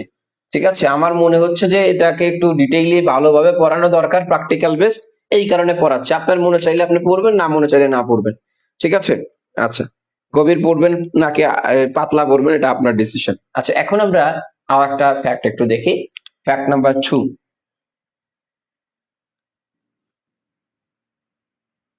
আচ্ছা, সেটা হচ্ছে এ এবং বি, এই দুজন ব্যক্তির একত্রে বিচার হচ্ছে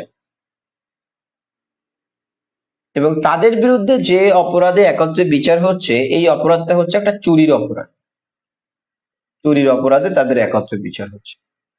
এখন এ নামক একজন ব্যক্তি, এই এ নামক ব্যক্তি, তিনি নিজেকে জড়িয়ে, নিজেকে কিন্তু জড়াইছে, ইনকালপেটরি কনফেশন, নিজেকে জড়িয়ে তিনি বিয়ের বিরুদ্ধে একটা বক্তব্য দিয়েছে, অর্থাৎ তিনি একটা কনফেশন দিয়েছে।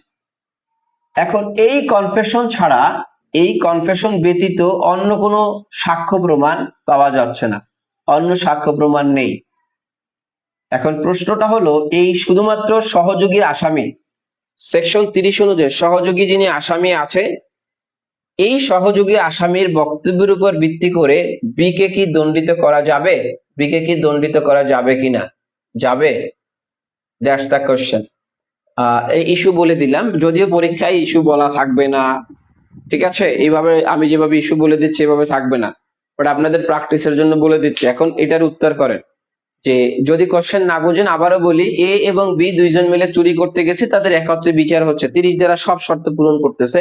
এ নিজেকে একটা জড়াইয়া একটা বক্তব্য দিছে এবং এখানে বীর বিরুদ্ধেও তিনি বলছেন, নিজেকেও বলছেন, বীর বিরুদ্ধেও বলছেন। এখন কোশ্চেনটা হচ্ছে, কনফেশন ব্যতীত এই বীর বিরুদ্ধে অন্য কোনো সাক্ষ্য প্রমাণ নাই। প্রশ্নটা হচ্ছে, এই বি কে, যেহেতু কনফেশনটা ইনকালপেটারি হয়েছে, 30 দ্বারা শর্ত পূরণ করছে, তাহলে বি কে দণ্ডিত করা যাবে কিনা শুধুমাত্র এই কনফেশনের উপর ভিত্তি করে?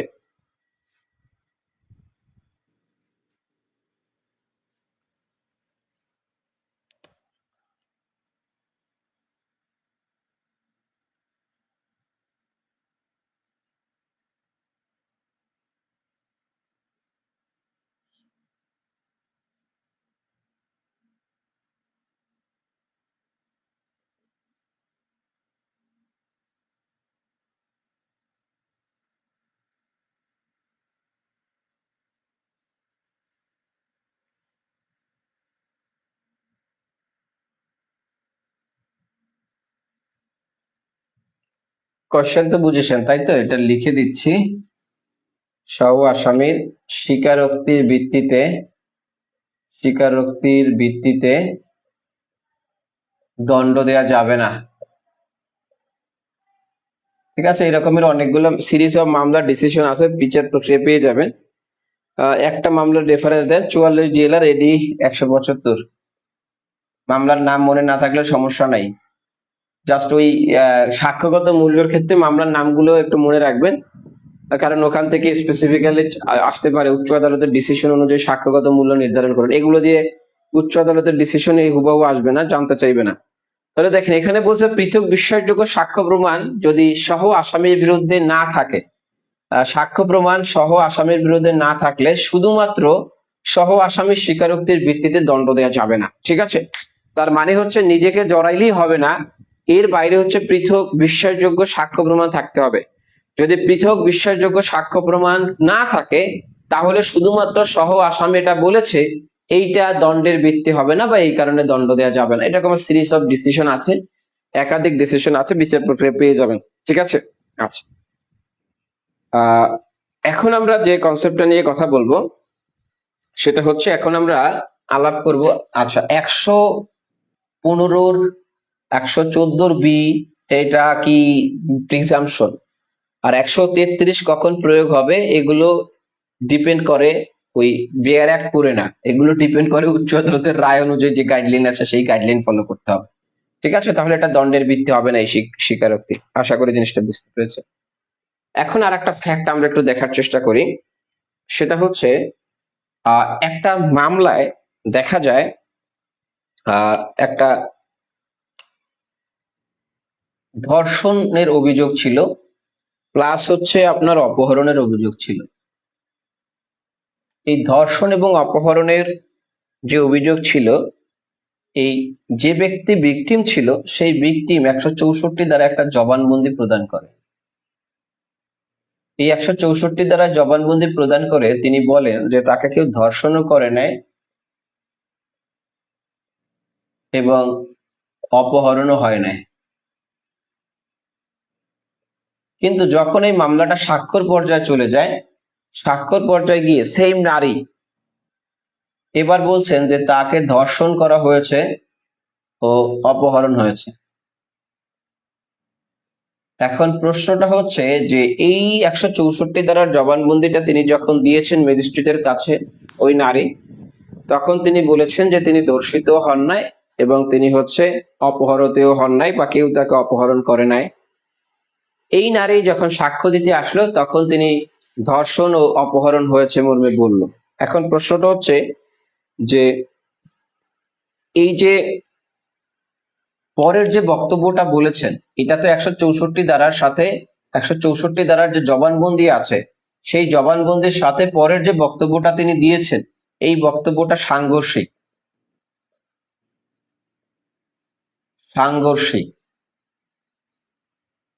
এখন প্রশ্নটা হচ্ছে এই পরের বক্তব্যটা বাদ দেওয়ার সুযোগ আছে কিনা, বা পরের কোন বক্তব্যটা বাদ দিবে, অর্থাৎ এই 164 ধারাকে প্রাধান্য দিবে, নাকি আপনার হচ্ছে এই পরের যে সাক্ষ্যতে গিয়ে যে কথাটা বলেছে এটাকে প্রাধান্য দিবে। যদি 164 ধারাকে প্রাধান্য দেয় তাহলে এই জিনিসটাকে বাদ দিতে হবে, আবার এই জিনিসটাকে প্রাধান্য দিলে 164 ধারার জবানবন্দিটাকে বাদ দিতে হবে। তাহলে প্রশ্নটা হচ্ছে এই সাংঘর্ষিক বক্তব্যের ক্ষেত্রে আসলে অবস্থানটা কি হবে, বা এটা কোনটা বাদ যাবে, একটু কমেন্টে জানিয়ে ফেলেন। আপনারা যারা প্রবলেম এবং প্র্যাকটিক্যাল বেস লিখিত প্রস্তুতি নিতে চান, আপনারা যারা বর্তমান প্রশ্ন প্যাটার্ন যেটা আছে সেই অনুযায়ী প্রস্তুতি নিতে চান, তাহলে তারা উপরের নাম্বারে যোগাযোগ করতে পারেন। আমরা একদম শুরু থেকে আপনারা যারা প্রস্তুতি নিতে যাচ্ছেন অনলাইনে অথবা অফলাইনে, তাদের জন্য সুবর্ণ সুযোগ। আজকে থেকে অনলাইন ব্যাচ শুরু হচ্ছে এই ক্লাসের মধ্য দিয়ে। আর যারা অফলাইনে শুরু করতে চান তারা 10 তারিখ থেকে আমাদের অফলাইনের যে নতুন ব্যাচ, সেই নতুন ব্যাচে যুক্ত হতে পারেন। আপনারা যারা এখনো শেয়ার দেন নাই তারা হচ্ছে শেয়ার দিয়ে একটু ডান লিখে ফেলবেন। আচ্ছা, এই যে সেম ফ্যাক্টটা আছে, সেম ফ্যাক্টটা হচ্ছে 396 নাম্বার পেজে পেয়ে যাবেন, তৃতীয় সংস্করণের। এখানে বলা হয়েছে এই আপত্তি, আসামি পক্ষ সেম একটা আপত্তি দিয়েছিল যে 164 ধারার জবানবন্দি এবং সাক্ষ্য প্রমাণের সাক্ষ্যের তিনি যেটা বলেছেন এটা সাংঘর্ষিক। সুতরাং এই সাক্ষ্যর যে বিষয়টা আছে, এই সাক্ষ্যের বিষয়টা যেন বাদ দেওয়া হয়। তখন আদালত বলছে যে না, এই বিষয়টা তিনি বাদ দেন নাই। আদালত বলছে যে যখন তিনি 164 ধারার জবানবন্দি দিয়েছেন তখন তিনি আসামির হেফাজত থেকে দিয়েছেন, জবানবন্দি দিয়েছিলেন তখন তিনি আসামির হেফাজতে ছিলেন, আসামির হেফাজত থেকে এই বক্তব্য দিয়েছেন। সুতরাং এখন যখন তিনি সাক্ষ্য দিতে আসছেন, এই সাক্ষ্য অবস্থা বিবেচনা এবং অন্যান্য সাক্ষ্য প্রমাণ বিবেচনায়, তাহলে অবস্থান এবং অন্যান্য সাক্ষ্য বিবেচনায় এই আসামি পক্ষের যে আপত্তি ছিল, এই আসামি পক্ষের আপত্তির কোনো সারবস্তু নাই। আসামি পক্ষের আপত্তির কি নাই বলছে, কোনো সারবস্তু নাই, আপত্তির সারবস্তু নাই। অর্থাৎ এই যে পরবর্তী যে বক্তব্যটা দিয়েছেন অন্যান্য সাক্ষ্যের সাথে মিলিয়ে আদালত এই বক্তব্যটাকে গ্রহণ করেছেন। বুঝতে পেরেছেন যে 164 ধারার যে সময় তিনি বক্তব্যটা দিয়েছেন তখন তিনি যেহেতু কার হেফাজতে ছিলেন, আসামির হেফাজতে ছিলেন, সুতরাং তিনি আসামির বক্তব্যই দিবেন। পরবর্তীতে তিনি যখন সাক্ষ্য দিতে এসেছেন এবং অন্যান্য সাক্ষ্যের সাথে মিলিয়ে আদালত এই 164 ধারার জবানবন্দির আর কোনো গুরুত্ব না দিয়ে বলেছে আসামি পক্ষের যে আপত্তি ছিল এটার কোনো সারবস্তু নাই, সুতরাং এই আসামি পক্ষের কোনো আপত্তি অ্যাকসেপ্ট হয় নাই। ঠিক আছে, আশা করি জিনিসটা বুঝতে পেরেছেন। পেনাল কোডের, আচ্ছা ফালতু কোশ্চেন, ওকে, কোনো কোশ্চেন আছে কিনা যে যেটা পড়ালেখার সাথে কানেক্টেড, তাহলে সেটা করতে পারেন। ঠিক আছে, তাহলে এখানে 164 ধারার জবানবন্দিটাকে অ্যাকসেপ্ট না করে ওই পরবর্তীতে যে সাক্ষ্য দিয়েছে এবং অন্যান্য যে সাক্ষ্য আছে সেই সাক্ষ্যের সাথে বিবেচনা করে আদালত এই বিষয়টাকে বিবেচনায় নিয়েছেন। আশা করি জিনিসটা বুঝতে পেরেছেন। কোনো কোশ্চেন আছে কিনা এতক্ষণ পর্যন্ত, যদি থাকে তাহলে জানাবেন। অনেক পড়ানো হয়ে যাচ্ছে। আর তারপরও আর একটা ফ্যাক্ট একটু দেখি। দেখেন, কনফেশন নিয়ে আর আলাপ যাতে না থাকে এই কারণে কনফেশন নিয়ে যে বিষয়গুলো আছে সেগুলো আলাপ করে দিই। আচ্ছা, এখন আমরা আর একটা ফ্যাক্ট দেখি। ফ্যাক্ট নাম্বার 3 বোধ হয়, 3 না 4। ফ্যাক্ট নাম্বার 4-এ দেখা গেল যে আমরা বলেছি যে কোনো কনফেশন যদি গ্রহণ করতে হয়, কনফেশন যদি গ্রহণযোগ্য হতে হয় অথবা এটাকে যদি সাক্ষ্যগত মূল্য দিতে হয়, তাহলে এই কনফেশনটা সত্য হতে হবে, স্বেচ্ছামূলক হতে হবে এবং সঠিকভাবে রেকর্ড হতে হবে। এই 3টে শর্ত আমাদের পূরণ করতে হবে, এটা আমরা বলেছি। এখন আমরা একটা ফ্যাক্ট দেখি। এই ফ্যাক্টে দেখা যায় যে এ নামক একজন ব্যক্তি তিনি একটা কনফেশন দিয়েছেন এবং তিনি বলেছেন যে তিনি বীর বাড়িতে চুরি করেছেন এবং তিনি কি কি চুরি করেছেন, তিনি একটা ল্যাপটপ চুরি করেছেন এবং তিনি একটা মোবাইল চুরি করেছেন, তিনি 10,000 টাকা চুরি করেছেন। এই 3টা বক্তব্য তিনি দিয়েছেন। এখন এই এ নামক যে ব্যক্তি আছে, এই এ নামক ব্যক্তি এই কনফেশনটা দিয়েছেন এবং এটা 164 দ্বারা জবানবন্দি আকার রেকর্ড হয়েছে, ম্যাজিস্ট্রেট এটাকে রেকর্ড করেছেন। বাট মামলার সাক্ষ্যতে দেখা গেল যে এই এ নামক যে ব্যক্তি, এই বি নামক যে ব্যক্তির, এই বি নামক ব্যক্তির শুধুমাত্র 10,000 টাকা চুরি হয়েছে। 10,000 টাকা, তার অভিযোগেও বলা 10,000 টাকা চুরি হয়েছে, তিনি সাক্ষ্যতেও এসে বললেন যে তার 10,000 টাকা চুরি হয়েছে। এখন প্রশ্নটা হচ্ছে এই কনফেশনটার অবস্থান তখন হয়ে যায়, তাহলে এই কনফেশনটার গ্রহণযোগ্যতা আছে কিনা, দ্যাটস দ্য কোশ্চেন। আর বাঙালি দিলে তো সবই বলে দিলাম। তাহলে যে কোশ্চেন না বুঝলে কিওয়ার্ড লিখবেন, আমি কোশ্চেনটা আবার রিপিট করবো। আবারও বলি, এ নামক একজন ব্যক্তি বিয়ের বাড়িতে চুরি করেছেন, তিনি বলেছেন ল্যাপটপ চুরি করেছেন, মোবাইল চুরি করেছেন, 10,000 টাকা চুরি করেছেন। এখন প্রশ্নটা হচ্ছে সাক্ষ্য প্রমাণে দেখা গেল শুধুমাত্র 10,000 টাকা চুরি হয়েছে। এখন প্রশ্নটা হচ্ছে এই কনফেশনটা কি গ্রহণযোগ্য কিনা। আচ্ছা, বা আপনারা যারা লিখিত ক্লাসে বা প্রিলি ক্লাসে আমাদের সাথে যুক্ত হতে চান, নতুন যে প্রশ্ন প্যাটার্ন সেই প্রশ্ন প্যাটার্নের আলোকে প্রস্তুতি নিতে চান, তাদের জন্য সুবর্ণ সুযোগ, উপরের নাম্বারে যোগাযোগ করতে পারেন অথবা ইনবক্স করতে পারেন। আর আপনারা যারা অফলাইনে করতে চান, 10 তারিখ থেকে আমাদের অফলাইন ক্লাস শুরু হচ্ছে। আপনারা একটু জানিয়ে ফেলবেন আজকের ক্লাসটা এখন পর্যন্ত কেমন লাগলো, একটু জানিয়ে ফেলবেন, কোনো টপিক বাদ গেল কিনা জানিয়ে ফেলবেন, ঠিক আছে? তাহলে এই কনফেশনের উপর ভিত্তি করে দণ্ড দেওয়ার সুযোগ আছে কিনা। কনফেশনটা কিন্তু সব স্বেচ্ছা, সব কিন্তু সত্য হিসেবে প্রমাণিত হয় নাই। সব কি সত্য হইছে? ল্যাপটপে তো চুরি হয় নাই, মোবাইলে চুরি হয় নাই, তাহলে সব তো সত্য হয় নাই। এখন প্রশ্নটা হচ্ছে যে যদি কনফেশন আংশিক সত্য আংশিক মিথ্যা হয় তাহলে কি হবে। তাহলে কোনো কনফেশন যদি আংশিক সত্য এবং আংশিক মিথ্যা হয়, তাহলে আদালত বলছে যে শুধুমাত্র সত্য অংশের উপর নির্ভর করে দণ্ড দেওয়া যায়। সত্য অংশের উপর নির্ভর করে দণ্ড দেওয়া যাবে, নির্ভর করে দণ্ড দেওয়া যায়। আর যেগুলো মিথ্যা অংশ ছিল, যে এটাকে বাদ দিয়ে দেওয়া যাবে, ঠিক আছে? তাহলে যতটুকু এই 10,000 টাকার যে বিষয় আছে, এটা বিচার প্রক্রিয়ায় পেয়ে যাবেন, পেজ নাম্বার 396, যে পেজে বললাম ওইটাই। তাহলে এই যতটুকু সত্য হিসাবে প্রমাণিত হয়েছে এই 10,000 টাকার বিষয়, এই টাকার চুরির ব্যাপারে তাকে দণ্ড দেওয়া যাবে, কিন্তু ল্যাপটপ এবং মোবাইল চুরির বিষয় এখানে প্রাসঙ্গিক হবে না। তাহলে কি আংশিক সত্য হলে আংশিক যে বিষয়টা আছে সেটা গ্রহণ করা যাবে। ওকে, লাস্ট আর একটা ফ্যাক্ট শিখে আজকের কনফেশনের ক্লাস শেষ করব। এরপরে বাকি জিনিসগুলো যেগুলো বাকি আছে সেগুলো নেক্সট ক্লাসে দেখবো। ফ্যাক্ট নাম্বার 5, এখানে একটা ফ্যাক্ট, সেটা হচ্ছে এ নামক একজন ব্যক্তি এবং এ নামক একজন ব্যক্তির বিরুদ্ধে প্রথমে একটা দস্যুতার অভিযোগে বিচার শুরু হলো। এই বিচারে তিনি হচ্ছে একটা 164 ধারার জবানবন্দি প্রদান করলেন। বাট দস্যুতা করতে গিয়ে তিনি ইচ্ছাকৃতভাবে একজন ব্যক্তিকে আঘাত করে দাঁত ফেলে দিছে। তাহলে যখন আঘাত করে দাঁত ফেলে দিছে, এইটা কত ধারার অপরাধ হবে? যদি ভৌতাস্ত্র ব্যবহার করছে, ধরেন তিনি হচ্ছে হাতুড়ি ব্যবহার করে দাঁত ফেলে দিয়েছে, তাহলে এটা 325 ধারার একটা অভিযোগ। কিন্তু এই ধারায় প্রথম বিচার হয় নাই, প্রথম তার বিচার হয়েছে 392 ধারায়। এই 392 ধারায় যখন তার বিচার হলো, তখন তিনি একটা 164 ধারার জবানবন্দি দিলেন এবং 392 ধারায় তিনি হচ্ছে খালাস লাভ করলেন। বা ধরেন হচ্ছে 392 ধারায় তিনি 5 বছর দণ্ডিত হলেন। 164 ধারার জবানবন্দি যেহেতু আছে, একদম খালায় দিলে তো সম্পূর্ণ এটা হয়ে যায়, ঠিক আছে? আচ্ছা, এখন প্রশ্নটা হচ্ছে যে পরবর্তীতে যেহেতু এই দাঁত ফেলে দেওয়ার জন্য তার বিচার হয় নাই, এই হাতুড়ি দিয়ে দাঁত ফেলে দেওয়ার কারণে পরবর্তীতে তার আবার বিচার শুরু হলো। এবার হচ্ছে 325 ধারার চার্জ গঠন করে বিচার হলো। এখন প্রশ্নটা হলো এই 164 ধারার জবানবন্দি, যেটা তিনি 392 ধারার মামলার সময় দিয়েছিলেন, সেই 164 ধারার জবানবন্দি পরবর্তী মামলায় প্রাসঙ্গিক হবে কিনা।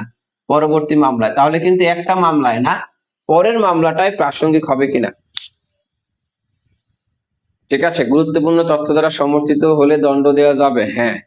তাহলে পরবর্তী মামলায় এটা প্রাসঙ্গিক হবে কিনা, দেখেন এখানে দুইটা কনসেপ্ট আছে। একটা হচ্ছে গুরুত্বপূর্ণ তথ্য দ্বারা বা সাক্ষ্য দ্বারা সমর্থিত হতে হবে, আর একটা হচ্ছে শুধুমাত্র সহযোগীর আসামির বক্তব্যের উপর ভিত্তি করে দণ্ড দেওয়া যায়, সাক্ষ্যের উপর ভিত্তি করে দণ্ড দেওয়া যায়, এই বিধানও আছে। তাহলে এইটারই নিয়ম হচ্ছে, এটা আপনি কিভাবে ব্যাখ্যা করবেন, এইগুলোকে আইসোলেটেড ভাবে ব্যাখ্যা করা যাবে না, যে আমি যখন 114 বি প্রয়োজন হলে তখন এটাকে ব্যবহার করলাম, যখন 133 প্রয়োজন হলে তখন আমি এটাকে ব্যবহার করলাম, এভাবে ব্যবহার করা যাবে না। এটাকে যে নীতিটা প্রয়োগ করা হয়, এটাকে বলা হয় পারপাসিভ রুলস অফ ইন্টারপ্রিটেশন। যে এই দুইটা ধারার পারপাসটা কি ছিল। তাহলে এই পারপাসিভ রুলস অফ ইন্টারপ্রিটেশন ডিপেন্ড করে আপনার হচ্ছে উচ্চ আদালতের সিদ্ধান্তের মাধ্যমে এগুলো এস্টাবলিশ হয়। এগুলো আমার এই মানে আইন ব্যাখ্যা করার দায়িত্ব আমার আপনার না। হ্যাঁ, আইন ব্যাখ্যা করার দায়িত্ব হচ্ছে উচ্চ আদালতের। তাহলে সে যে ডিসিশনটা দেয় আমাদের সেই ডিসিশন অনুযায়ী চলতে হবে। আবার ডিসিশন সবসময় যে সেম থাকে ব্যাপারটা এমন না, ডিসিশন ওভার রুলড হয়। ঠিক আছে, যাই হোক, এগুলো আপনারা আস্তে আস্তে আইনজীবী হয়ে শিখবেন। আপাতত এইটা দেখেন যে কোশ্চেনটা ফ্যাক্টটা বললাম, সেই ফ্যাক্টটা বুঝতে পেরেছেন কিনা। তাহলে এইটা পরবর্তী মামলায় কি প্রাসঙ্গিক হবে কিনা, চারটা কোশ্চেন। এখন পর্যন্ত ক্লাস কেমন লাগলো একটু জানিয়ে ফেলবেন। এখন পর্যন্ত ক্লাস কেমন লাগলো জানিয়ে ফেলবেন। আপনারা যারা লিখিত ব্যাচে যুক্ত হতে চান তার উপরের নাম্বারে যোগাযোগ করবেন। তাহলে এখানে শর্তটা হচ্ছে একটা মামলার কনফেশন যদি আরেকটা মামলায় ব্যবহার করতে হয়, তাহলে অপরাধটা সেম ট্রানজাকশনে যদি অপরাধ হয়, সেম ট্রানজাকশনে যদি অপরাধ হয়, ট্রানজাকশন মানে একই একই ঘটনায় যদি বা একই সময় একই ঘটনায় যদি অপরাধ হয়, তাহলে একটা মামলার কনফেশন অন্য মামলায় প্রাসঙ্গিক হতে পারে। মামলার কনফেশন